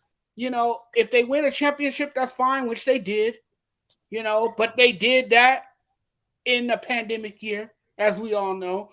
But this Laker team right now, they're in trouble. They're in a world of trouble. And right about now, they don't even look like a playoff team. And I would go as far to say they don't even look like a borderline playoff team. I mean, that's just how atrocious this Laker team really is. And now, again, I wish Freddie and the Lakers have no identity. I wish Freddie would understand. I wish Freddie understood like how you feel, because I shared one article that Cat said about Westbrook, and he got all in his feelings calling Cat soft. And the article, for everybody that's listening, the article said, well, Cat said in the article, and to the reporter, like, he respects Westbrook as a player, but he wouldn't want him as a teammate because he chases stats. Mm-hmm. He chases records. And to me, I don't see anything wrong. Not wrong, but I don't see anything wrong what Cat said. No. Like, I think he is 100% spot on. Well, and Jonathan, I do have to ask you because you talked about how you don't think LeBron is mentally there, and I could see it, but at the same time too, if it was the case, then why did the Lakers make the moves that they made? Like, why did they basically give up the future for Westbrook? Why did they bring in people like Carmelo Anthony, these guys that established themselves, like 20 years ago, albeit, but they brought in these guys to essentially win a championship. Like that to me is where I would say I'm almost kind of confused about. I feel like LeBron he still wants to, but I think kind of like we were talking about, I don't think he'll ever do it in public. I think he is frustrated with the fact of he has all this talent, or albeit, and he's having to do it at 182 years old, while Russell Westbrook is trying to be like an athletic hamster out here. But I don't know. I don't really see why. What the hell is an athletic hamster? And I am so going to use that line. The Lakers basically mortgaged their future, gave up a lot of their young assets to get better, right? To pacify LeBron James, to keep LeBron James satisfied. They made up a roster of older players. They're not athletic really hamsters. They need to get younger. They brought in the wrong player. They made a trade for the wrong player. They should have went with Buddy Hield because, as we all know, recent history tells us this, right? LeBron is more successful. He excels with a shooter in the lineup. And Russell Westbrook is not that. He's not that guy. So you were better going the Buddy Hield route than you were the Russell Westbrook route. I mean, look at Washington. Look how well the Wizards are playing. They're balling out with our former players over there. Right, Ricky? So, it's great. Washington basically made the Lakers look stupid. Yeah, and I look stupid. And I think that's kind of the thing that also like confuses me is, because I'm not like a diehard NBA fan, but the fact that the Lakers have traded away two very good young cores that are just gone. Right. And it's ever since LeBron has been there. So I kind of get where LeBron would maybe be frustrated to play with some younger players because they don't have like the experience. They don't have the skill. He has to be more of that teacher role. But, again, think about it, dude. You've been in the league forever. You have to be a teacher. to some of these guys. And think about it, would you rather have the young core that you could have now from either Washington or essentially Chicago now, since Chicago got that young core, or would you rather have a bunch of the athletic trash cans that you have currently? Here they're like as mobile as phone books. Like there's nothing there. Yeah, well, the Lakers are not a very patient organization, and they jump the gun so quick so they can please a fan base that's very impatient and that's always thinking about win. Because y'all are spoiled. It's not impatient. It's y'all are spoiled. Y'all, every LA team, go Blues. We just scored again. Every LA team that I know, you're all spoiled because you have won so much. So when you don't win or your team looks bad one season, you guys go, your panties are up in the wad, and you're like, and then you have teams that have been like, we haven't done nothing in 10 years. We haven't done nothing in 20 years. But y'all have one bad season. Freddie is a prime example. He is over there losing his shit, and he don't know how to even get it back into gear. But woohoo! But yeah, it's like I said, it's just it's one of those things. It's kind of like that with me baseball. Don't get me wrong. Cardinals, when we have one bad season, and I'm like, man, F this. I get mad just like you and your Dodgers. So I get it. I did want to talk about since we're on basketball. And this is, from you. I got this question because I saw different people kind of on Christmas Day. They were like, I'm not even interested in watching a particular game because COVID had taken out like 3 starters or 2 starters, or has that like impacted your of, do I even want to watch this game? Do I even want to bother watching this game? It don't even have to be a primetime game. It could be any game. Like, has that like impacted you guys watching NBA? Well, we know what time it is, right? We know that we live in the COVID world. So, I mean, we have to be prepared for moments like this where players are made unavailable, where they're not going to be on the floor because. But has it made it like you not want to watch it? Like, has it made it? You know what I'm saying? Like, have you like said, yeah, I'll still watch it, or like, yeah, I'll watch it, but I'm not as interested as if I still watch it, yes, because I like basketball and I'm a sports fan. But it's not the same when your best product is not on the floor. Yeah. When your superstar players are not on the floor, then it's not as what's the word I can use? Inventful. It's not as watchable, because what intrigues you is seeing superstar players and matchups. And NBA, matchup is everything in the NBA. Yeah. Matchup is everything. I mean, matchup is so critical to the NBA. That's why a lot of fans tune in to watch, because they know about the great matchups and they know that this is a league made up of superstars, So yes, it's not the same game when your players are not on the floor. But yeah, I still watch because, of course, I'm a sports fan and it's basketball, and I also write about sports, so I kind of gotta be tuned in and know what's going on. Yeah, and I don't know. To me, I think it just depends on what team you watch, because I mean, you either have to be a fan of that team to start with, or a fan of kind of the game as a whole. Now, kind of like, I would say the two big matchups that everybody wanted to see would have easily been the Lakers versus the Nets on Christmas. You didn't have KD, but really, James Harden. That's all apparently they needed to, go up against. I wanted to see the Hawks. I wanted to watch the Hawks and the Knicks. That was a solid game. And I admit I didn't watch it, and I'm gonna be honest, I didn't watch it because Trey wasn't in it. And that was, because I wanted him. He to me has became that evil villain, like Reggie Miller was the evil villain for the Pacers when he went to the Knicks. Trey Young has became that villain, and that's why I just wanted him to see his return to Madison Square Garden, and for him not to be able to play, I was like, yeah, I'm over it. Yeah, but I'll say too though, I think again it also depends because if you look at the Warriors versus Suns matchup, like pretty much everybody for that was there and it was beyond solid. So Yeah. I think it just depends on who you're a fan of and who you want to face, or well who you want to see. Like I said, maybe the Lakers and Nets not as much because you didn't have some of the bigger names there. Like you said, LDZ, you didn't really have Trey there, so don't really want to see the Knicks and Hawks as much. But I don't think it really discourages it.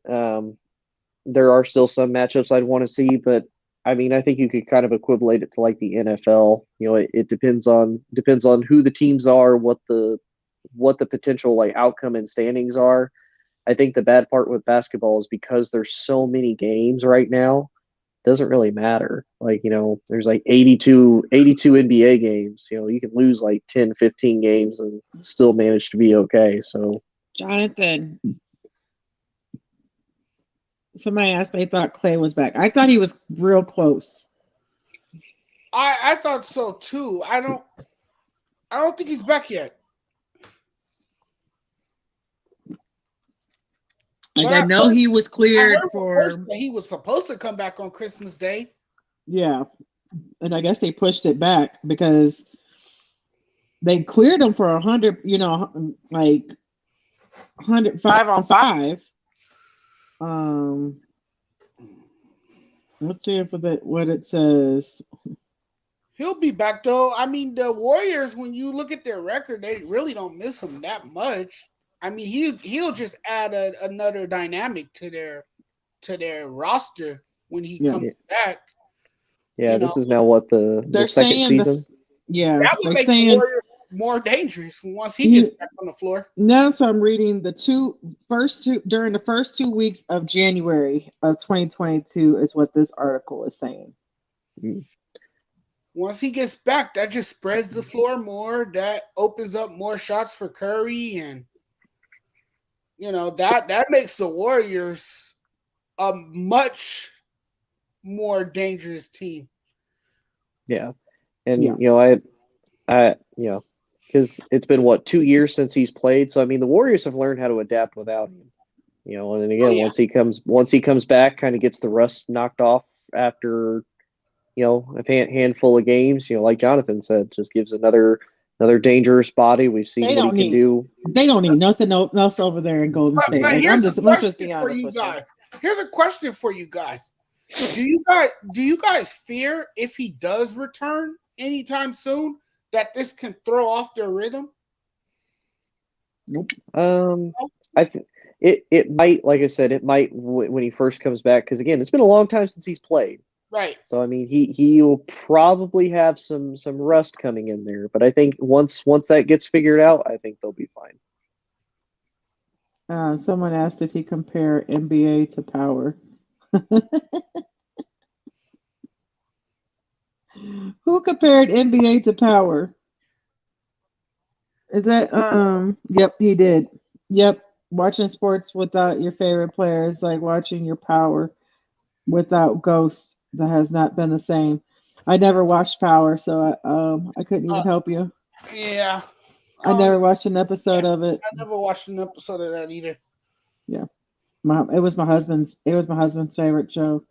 But last topic, just real quick. And I sent the article. I don't know if you guys saw it. And we were literally just talking about what's his name that just went to the Mavericks. Signed.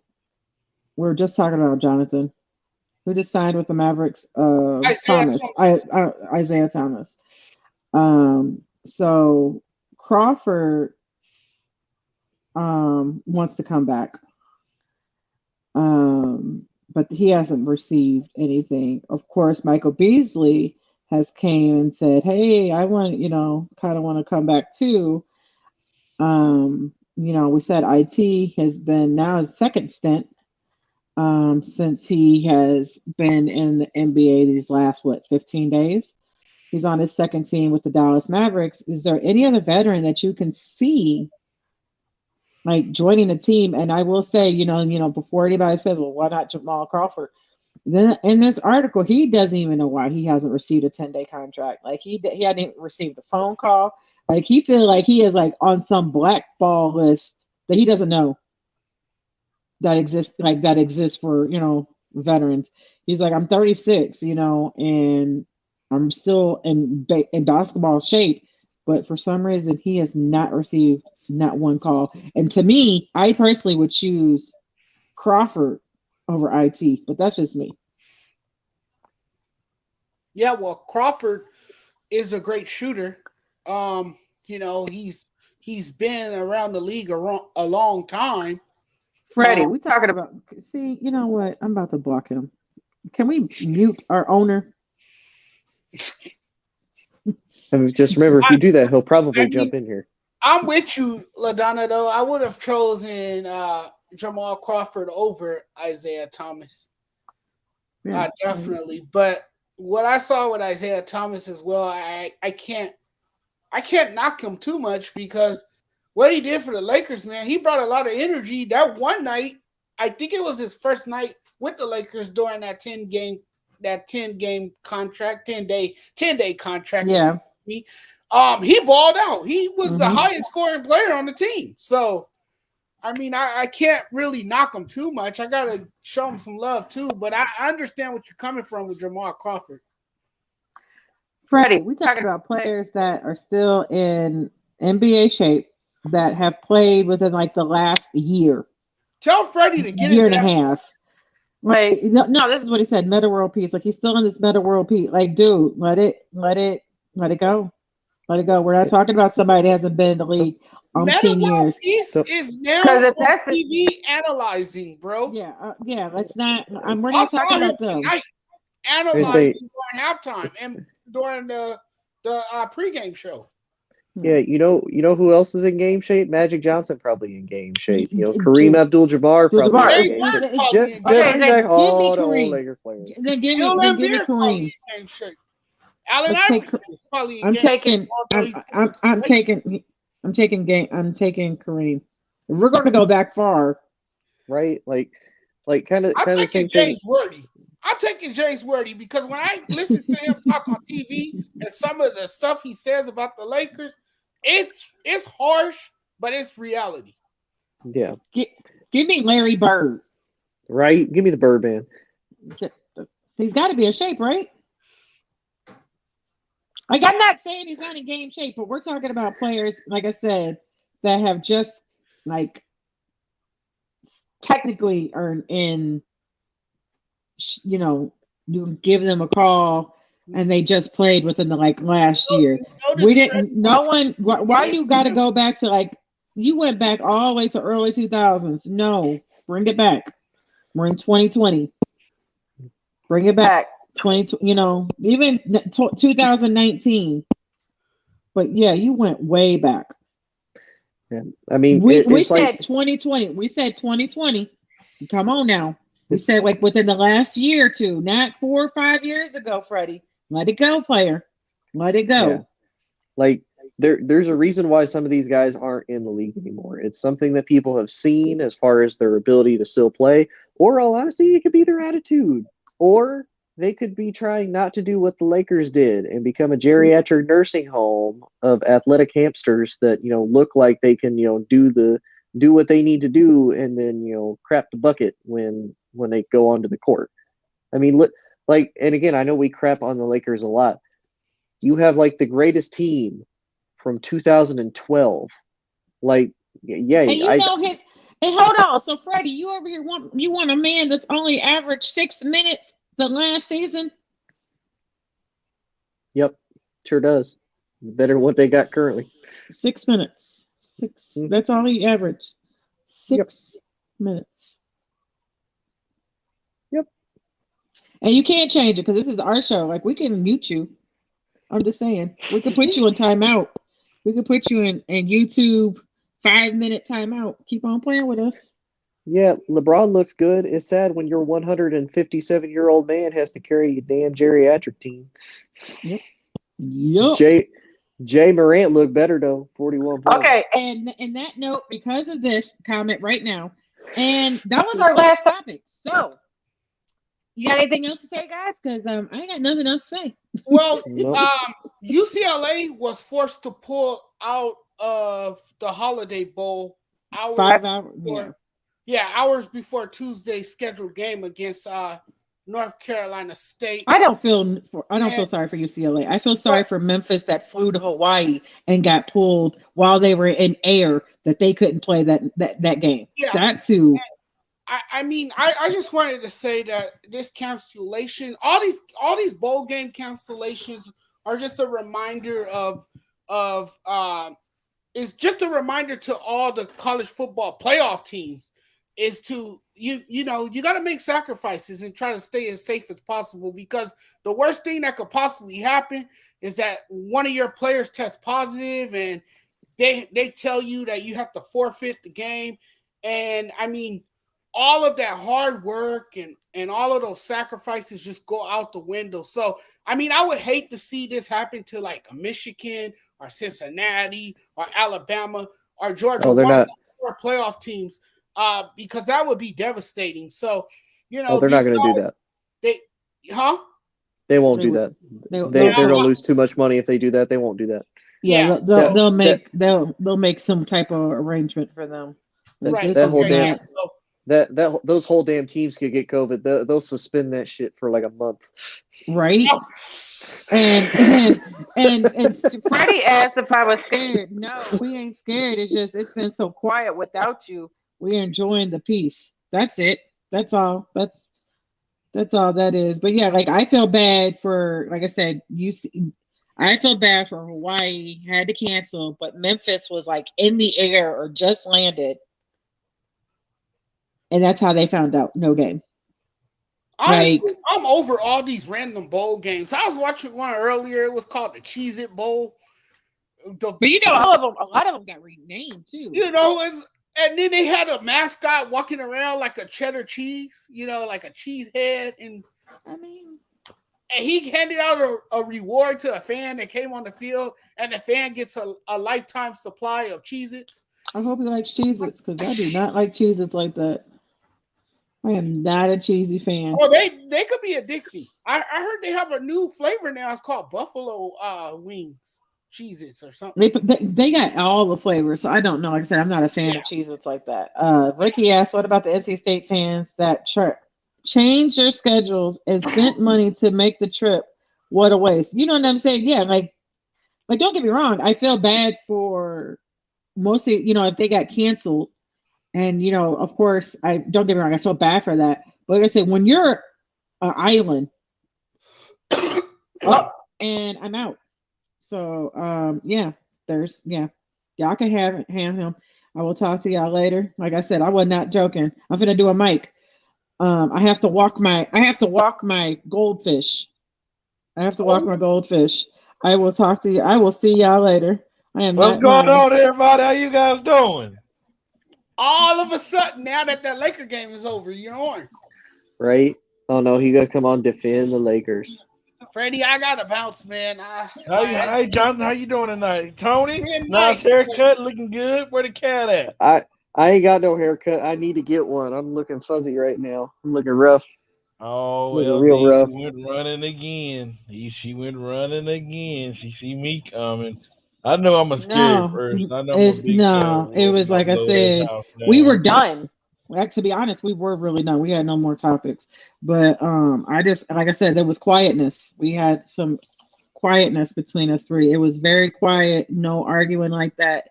And then here you are. Right. Like, so that's what this is. And we talked a little bit about John Morant, how he single-handedly dominated the Lakers and destroyed them.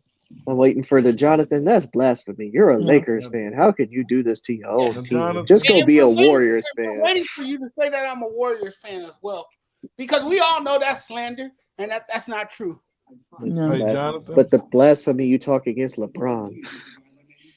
Jonathan, I'm pulling up the stat sheet right now for the game. Oh my God! Here we go. I just thought we should go. I gotta go. It's almost 8 o'clock. I'm about to go. Yeah, don't you need to go Listen here, back? I Don't gotta you, do my little Jonathan? rant Don't you before need to we go? close.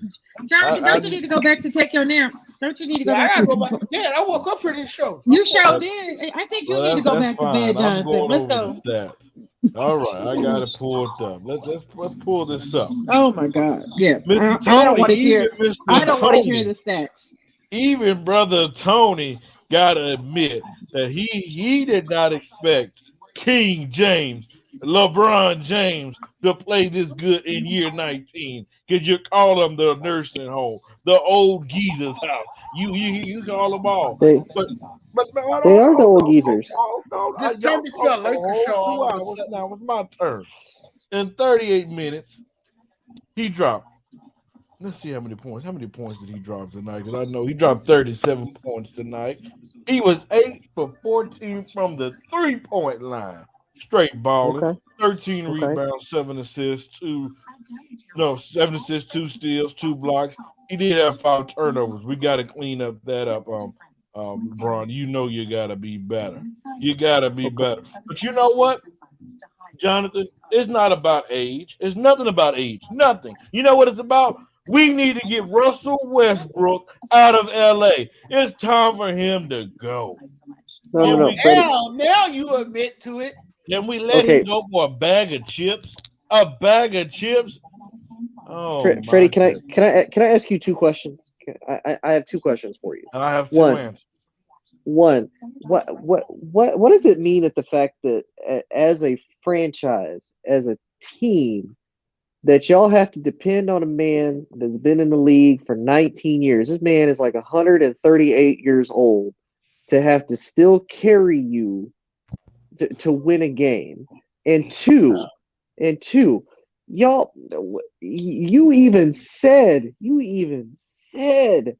that, Russell Westbrook wasn't, what was it? You said Russell Westbrook was going to be the 3. Now he basically the 2 because AD is gone. How is it that the man that's supposed to be your 2/3 spot is going to be able to hurt and detriment your team so bad that you're like, he need to go?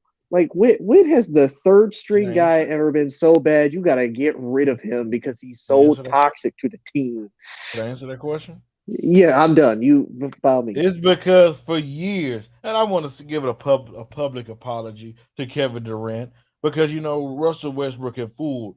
He had fooled the basketball fans, us fans. He fooled us that he's this great at this point guard. He fooled us that this guy can help you win ball games. I went on record going off Kevin Durant saying that him leaving Russell Westbrook, going to Golden State Warriors, was the weakest move of all.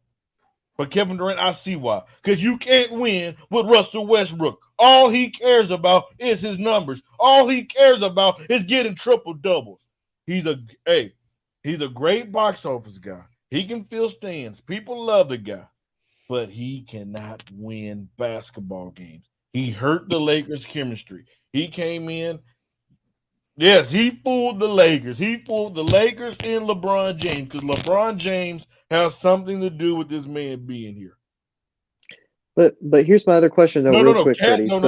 No. Cat can't say nothing because Cat is soft as hell. His soft ass can't say nothing about Russell Westbrook until he mans up and he starts being tough. That's why Jimmy Butler left his behind.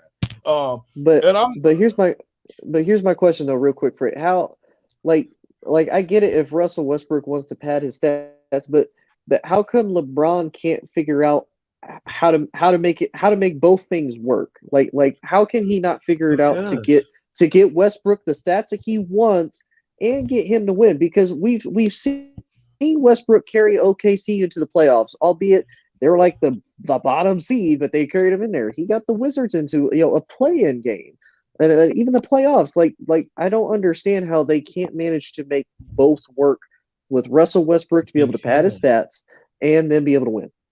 Because we've seen when we have LeBron having big nights, averaging 30, getting triple doubles, doing everything. But when you have Russ turning the ball over 7, 8 times, that's a problem. When Russ is missing wide open layups, that's a problem. Or when it's in a game time decision when we need to get a three instead of Rush passing out to an open 3-point shooter, aka LeBron. He wants to be the guy and take a dunk, which he missed on Christmas night. Russ Russ is just a cancer. This dude is, I mean, this dude is, I mean, and when you have a guy of him making comments like, "Oh, I'll be okay if I don't win a championship," it's not the end of the world. When you have a guy who's supposed to be a superstar player coming into LA with into the Lakers with that mindset, it's a problem. What do you think, Tony? What would you think Kobe Bean Bryant would say if he had a teammate, a superstar's teammate, come to him and say, if we win a championship, cool. If we don't, I'm okay. It's not the end of the world. What would you think he had to say? Kobe would have probably went up to Genie Bus and say, "Get this man the hell out of LA." I mean, that's a problem. Yes, but at the same time too, and Freddie, I know you're going to tell me that I'm not necessarily right. You got to think LeBron has a lot of pull in LA with the Lakers. Like He do. who more than likely requested to get Westbrook there? Like No, that's like why I that to say. me. That's why I say LeBron and Anthony Davis. They have to have the blame for getting him there because Rob Pelinka, he did have Buddy Hield. He did have Buddy Hield available, trade ready to go. They just had to Yeah, sign off on it. because to me that's where I would say that I agree. Kobe would be like, whoever this person is needs to get the fudge out and get the fudge out right now. But I don't think Kobe would ever have let them put themselves in the position like they're going to pay as much money as they did for Westbrook, because now essentially the Lakers are stuck. Either you guys eat the dead cap money and pay a dude that's not even on your roster anymore, and hope that, okay, if we trade him, we can get something back. We just have to eat the contract, but you had better hope that whoever you get is basically on the cheap, if that makes sense. Well, Tony, in my opinion, and I did the day after Christmas, I did an interview with a guy named Eric Pincus, and he covers the Lakers, and he covers a lot about salary caps and stuff, and this is what he said: the Lakers are pretty much stuck with Russell Westbrook just because of that contract. He Well, they said are. just, Yeah. Who's just going to want to pick up that contract? he said just imagine this: there's only one team that was willing to trade for him, and that was the Lakers. He said you might get one team that might be willing to get him right now, but what you get in return is not going to be the same value. He said the only way that the Lakers can turn their season around, only way that they turn the season around is they make one trade. They only have one valuable trade piece on that team right now. That's THT, a young and promising uprising player, with Kendrick Nunn to come add to the money.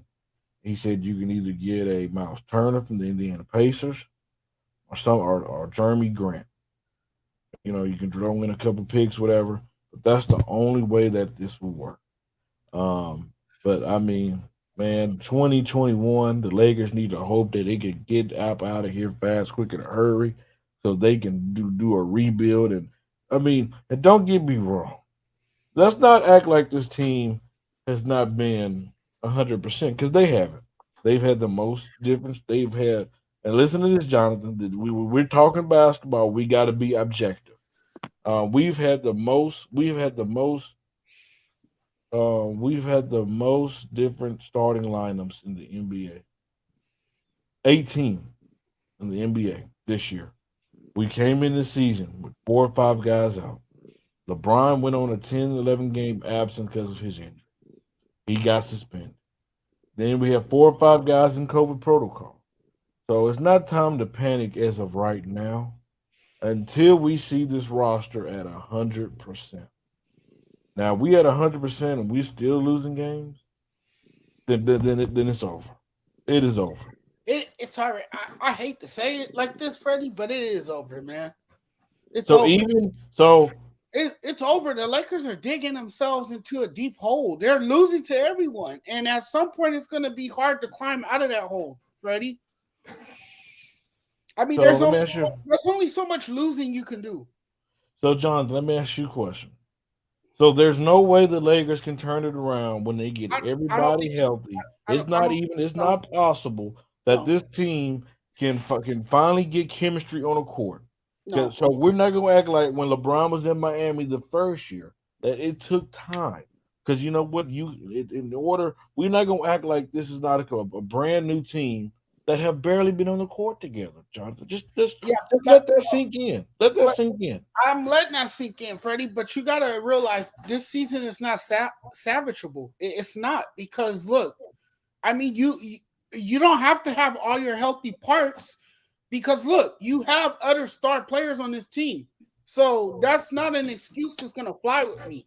You know, But you have if your main pieces are missing time, that they went on spurts where their main pieces have not been available.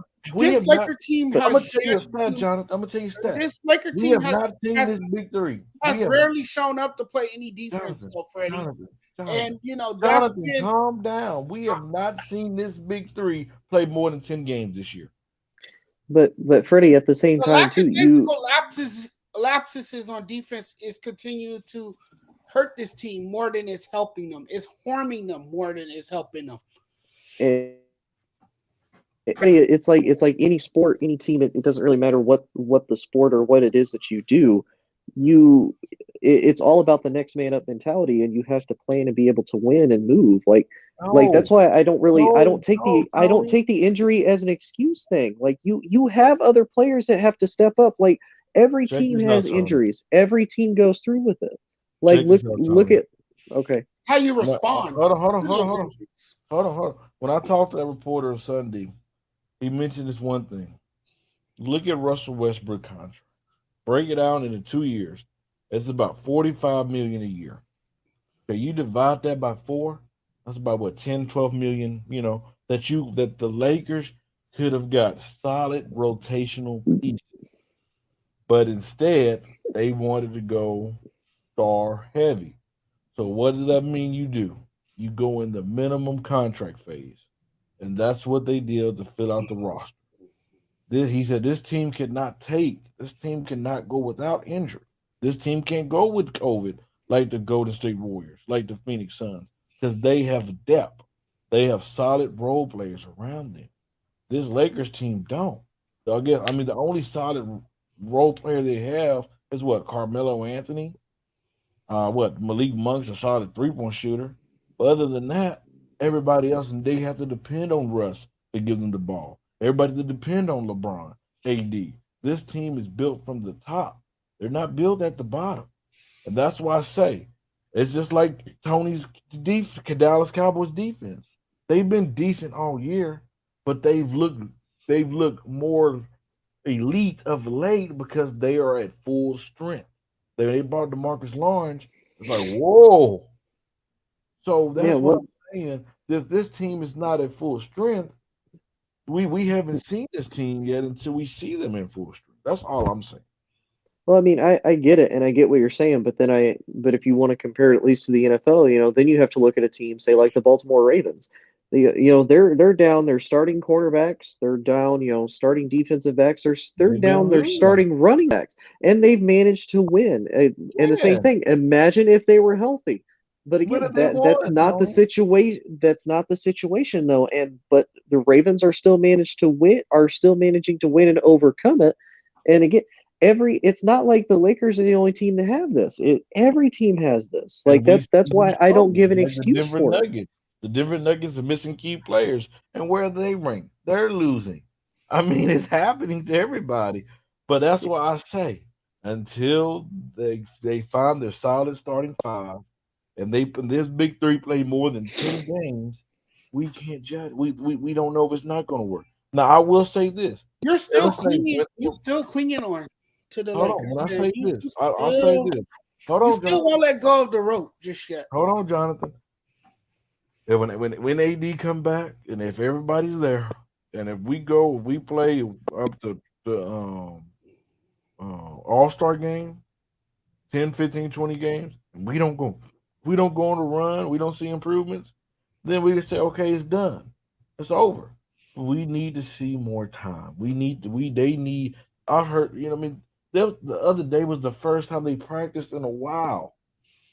Just imagine that this team have not had practice because of COVID, just like everybody else. But we can also not say this not like everybody as well, because there's not a lot of teams that brought in a whole, basically a whole new roster. This team brought in a whole new roster. Phoenix can go through this because they're the same roster. The same with the Warriors, the same roster. Then they try to bring in guys on 10-day contracts just like everybody else. So, I mean, it takes time, bro. That's all I'm saying. I mean, it does, but again, like I said, the Lakers chose to do that. Like the Lakers didn't have to do that. They made that decision to trade everything away. No, I agree. I mean, they're basically where they at now. But it is like, it's, I will say when you lose to OKC by 2 times, that's a problem. You should still be able to beat Russ and AD should still be able to beat Oklahoma City. You should still be able to beat the Rockets. It's games like that you should still be able to win. But when you lose, so and to answer Anthony's price question, anytime you have a superstar player, you're gonna go to that player. I mean, I don't care what nobody says. The Lakers always, they've always when Kobe was there, hey, they went to him, get what his thought on. Hey, cool. I mean, that's what the Lakers do. LeBron James, other than this Russell Westbrook decision, most of the time LeBron players it fits his system. I just think LeBron got caught up into the big name of Russell Westbrook. Everybody. I think everybody have. Everybody have. Because we see a guy that's giving us 25, 15, and 10 a night, giving us a triple double, and we forget, oh, this man, hey, he's turned the ball over 7 times. Nobody mentioned that. Oh, this man shot bad from 3. Nobody mentioned that. But what did they mention? The triple double. Everybody got bamboozled by the triple double. And until Westbrook is willing to sacrifice, stop turning the ball over, playing defense, that's when we'll be better. Jonathan, are you asleep? No, I'm listening to you talk about the Lakers and ramble on here about the Lakers. You don't agree with me, Jonathan? No, like you don't agree that this team does not have no chemistry. I've lost all hope, Freddie. I've lost all hope. Take your fan hat off. Take your fan hat off. My fan hat has been off. And be objective.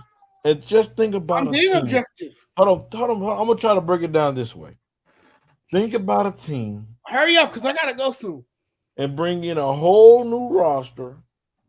You come into the season, 4 or 5 guys out. Then you get into the game, a couple games, LeBron go out 10, 11 games. The AD and Russ, they finally figured it out. LeBron come back. AD go down. And your players going over protocol. You bring in 10-day guys. They don't practice, but we expect this team to be a top 3 seed in the West. Correct?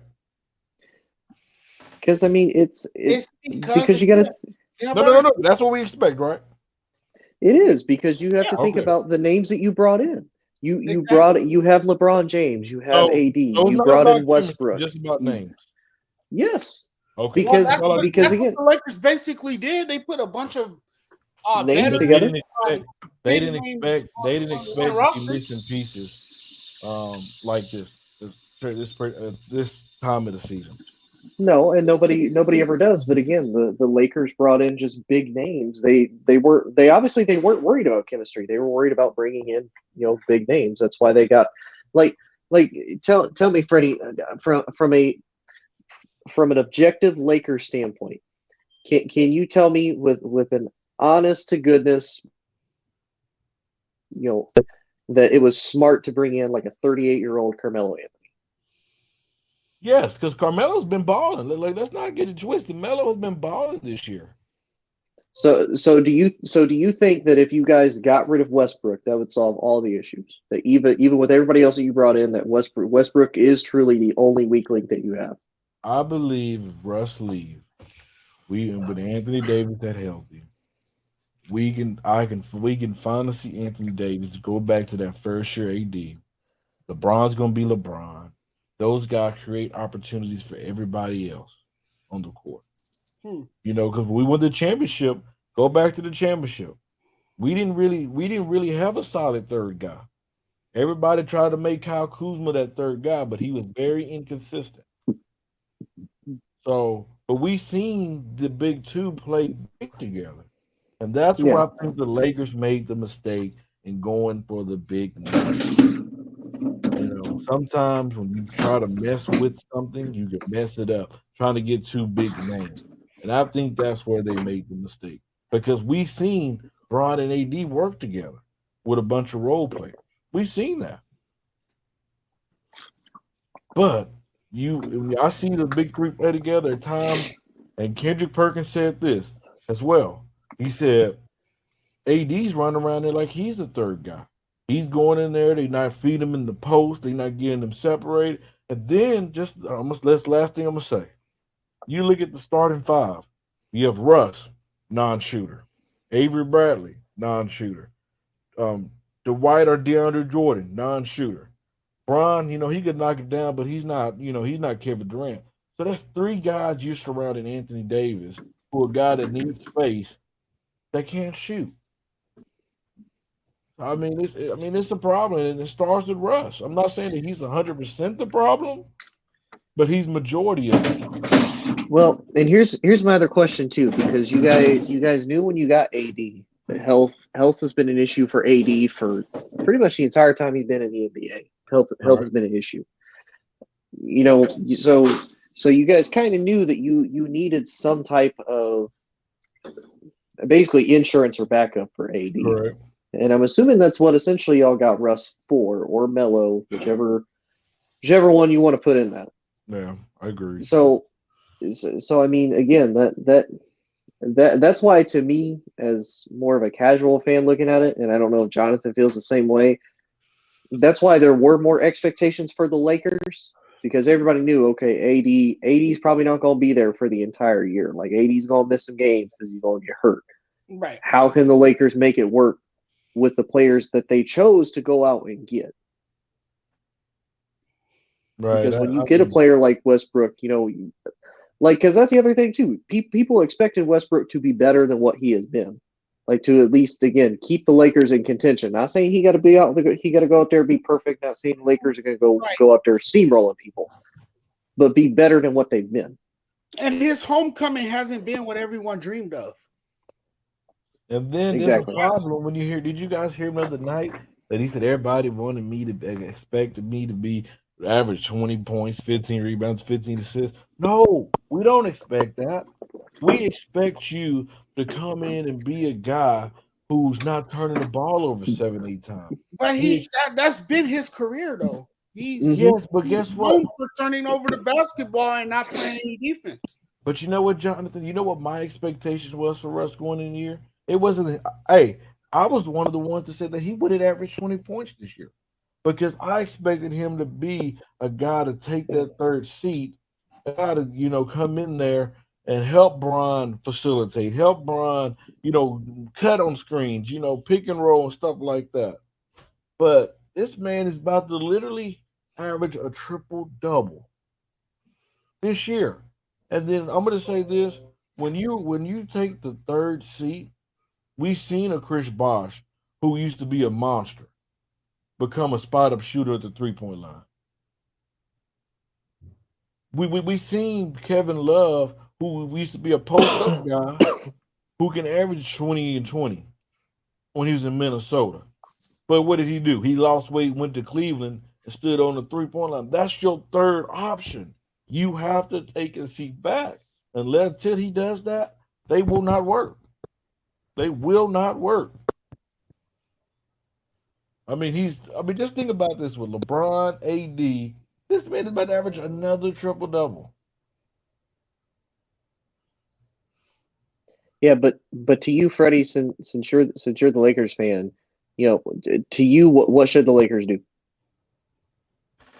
Honestly, I don't know what they can do. I don't know if you. They're really caught in a pickle right now. There's not much. They made a mistake by trading for Russell Westbrook, and now they can't make the correction by trading him away. it's too late. He's stuck.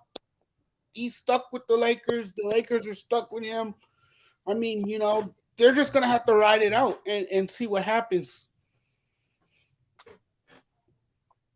Yeah, I'd agree because, like I said, unless they're fully prepared to, if they go to a team and say, "Hey, we'll eat 70-80% of Westbrook's contract," or they may have to even eat all of it, just to be like, "Hey, can we get this player and like a pick? Or can we get these two players?" Well, I don't think we're gonna. I don't think they'll do that because they're finally.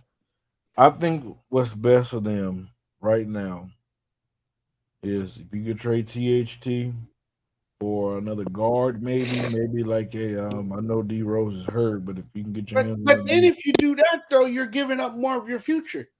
Mm-hmm. Yeah, well, Jonathan, the Lakers are not concerned about their future. Let's be honest. I mean, they traded their future away. But then that's the problem right there.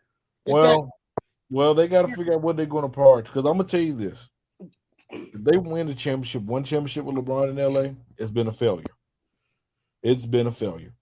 The LeBron James, Anthony Davis partnership has been a failure. They need to win 2 or 3 for it to be a success. But I mean, you could say that honestly for just about everywhere that LeBron's been. I mean, the only place that you could probably consider a success was Miami. I mean, he only got 1 ring with the Lakers. He only got 1 ring with the Cavs. He got 2 with Miami. Right. But I mean, is 2 really all that he could have got? Cleveland's a success because they wasn't good. They never gonna win nothing again. Let's be honest. They did. Yeah, he did go back there and delivered on his promise. And the reason I say it will be a success in LA is because LA, it's just not about 1 ring. It's really about the 3-peat that puts you in Lakers' legacy. Right. Well, obviously, it's really about the 3-peat. But nobody expects LeBron to go do a 3-peat because I mean he is older. We do recognize that. But I think if they can get a player like Derrick Rose, a point guard like that, or somebody close to like that Kemba Walker or a THT trade, or somebody, a point guard that knows their role who can shoot, and then you go convince Russ. Here's what you're not understanding, Freddie. You're getting older again by trading for Derrick Rose. Well, that's who we are. By trading THT, you're trading another part of your future away. You don't want to do that at this point. Jonathan, at this point, the Lakers have convinced everybody that they're all in for right now winning a championship. That's what they've done. So then you had to go convince. You had to say, "Hey, Russ, it's time for you to come off. It's time for you to come off the bench. It's time for you to He's be not our going to want to backup." do that. I'm going to tell you that right now. He's well, not. If he never adjusted his style of play, what makes you think he's going to want to come off the bench as a result? Either you come off the bench or you ride the bench. You have then that's just gonna create more problems for the Lakers. No. It's gonna cause problem for him because it's gonna create more problems for him because he's not gonna agree to coming off the bench. And you're gonna have more issues in the locker room.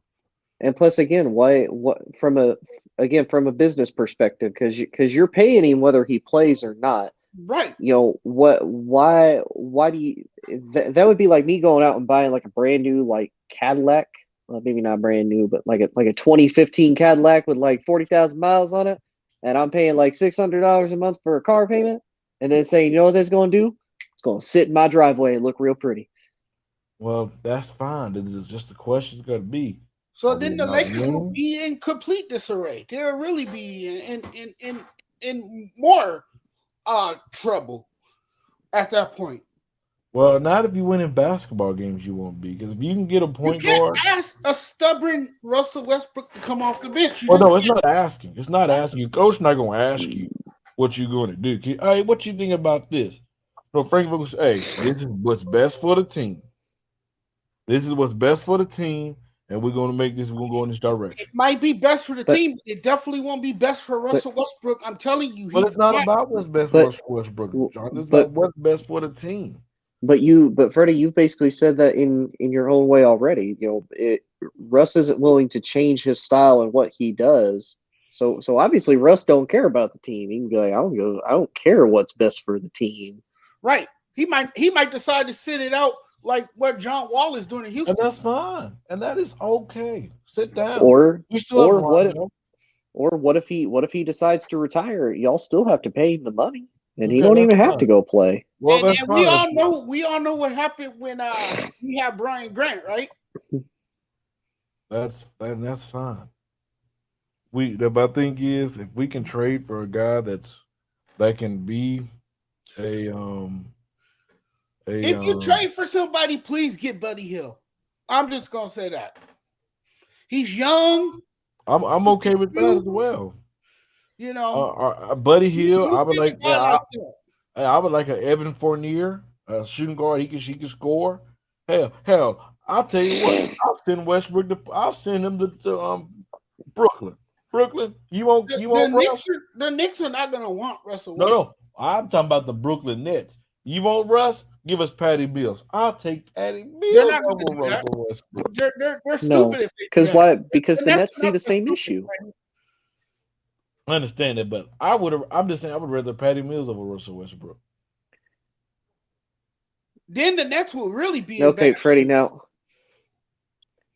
Freddie, I'm going to say something. You're probably not going to be a big fan of it, but I'm going to throw it out there. If you have an opportunity to trade Russell Westbrook and Anthony Davis for 4 younger, just game managing players, do you do it? Who are the players? I don't know. I'm just willing to see. Are you willing to part with, to me, what are the 2 weakest links for the Lakers right now? AD and Westbrook. If their name don't start with an S and don't have the second name now with a K and have a D in it, Steph, Draymond, and Clay, no deal. I'm not just taking no young players. Like, you got to be a star to me give up Anthony Davis. I'm giving I'm not Damian Lillard involved in. I'm sorry. I'm not saying they got to be like, just any young bum officer. I'm talking about young potential, like they all got potential futures. Like they're very young, like they could potentially do. Actually, Jay Morant. Say you trade AD and Russell Westbrook for Jay Morant and like one other guy. Nah, I do Russell Ja Morant, but I'm not doing AD too. Hey, I seen a mock draft the other day. It was an interesting one. It won't happen. In all likelihood, it's not going to happen. But it's just fun, right? These mock drafts. And I'm gonna tell you this: and Anthony Davis. They can't trade him. Hold on. Celtics. You get Jason Tatum and Jaylen Brown for Anthony Davis. No, I wouldn't do that. I'm gonna tell you this though: they can't trade Anthony Davis. He have a no trade clause in his contract. That's right, with that 5-year deal that he got. No. Yeah. But I would like Jason Tatum on the Lakers, but not with LeBron, because I don't want to turn Jason Tatum into a spot up shooter. We've seen Brandon Ingram and LeBron. That didn't work. That did not work at all. So, oh well. I mean, hey, I'm done watching Lakers basketball. Yeah, me too. I'm done watching Lakers basketball in 2021. I'll start back in 2022 in January. Hopefully they wake up and say, new team, new us. Let's go. Freddie, you gonna take a break from watching for like 3 days? Yeah, I'm going on a Laker break. I really am. Like, I'm gonna tell you how bad it was on Christmas. I'm gonna let you go. I'm at my mama's house and I'm watching the game. I'm watching the first 3 quarters, getting that butt whooped. I told my mom, I said, I'm done. I'm going home. No, baby, watch the game with me. Just watch it. They might come back. And so I'm watching. Russ is on the bench, by the way. So they went on a 30-8 run. I mean, they playing good defense, scoring, and everything. And I'm like, we're getting back in the game. And then they brought Russ in. And I'm looking, and I'm like, uh-oh. And you guys know the rest of the story, but yeah, I need a Laker break. I'm real stressful right now. I'm very, very stressful. I haven't even worn my jersey in a while. They have not played deserving of me to wear my jersey. Jonathan don't wear shirts no more. I don't see him posting about it no more. Nope. But we Lakers, make us put that stuff back on. Play and get good again. Play great again like we know you can. It was just a fluke. Let them know. But it is what it is. I'm over it. But, gentlemen, man, I guess LaDonna's not on here. I guess I got to close it out. You guys had a great episode of Just Say the Truth. Got my dude Tony up there, my brother down there in Southern California, Jonathan Mathis down there. In a rainy Southern California. Hey, shout out to everybody in the comments. Make sure you guys follow us on Facebook, subscribe to us on YouTube, leave us a recommendation on the page. Until what's today? Wednesday. We'll be back tomorrow. We will be on a little break on Thursday and Friday. No, Friday and Saturday because of the New Year's holidays. But we will be back this Sunday. Touchdown crew. But until then, we are out. All sports, all plays. All sports, all plays. All sports, all plays. 365, we making up plays. You talking the game, get you through the days. We're high in the court, the dime in the lane. Variety, topics, living the same. All presentation, sports information. In the airways, taking the nation. All sport, all plays, like working your faces. Grace at the field, so tie the laces. All sports, all plays.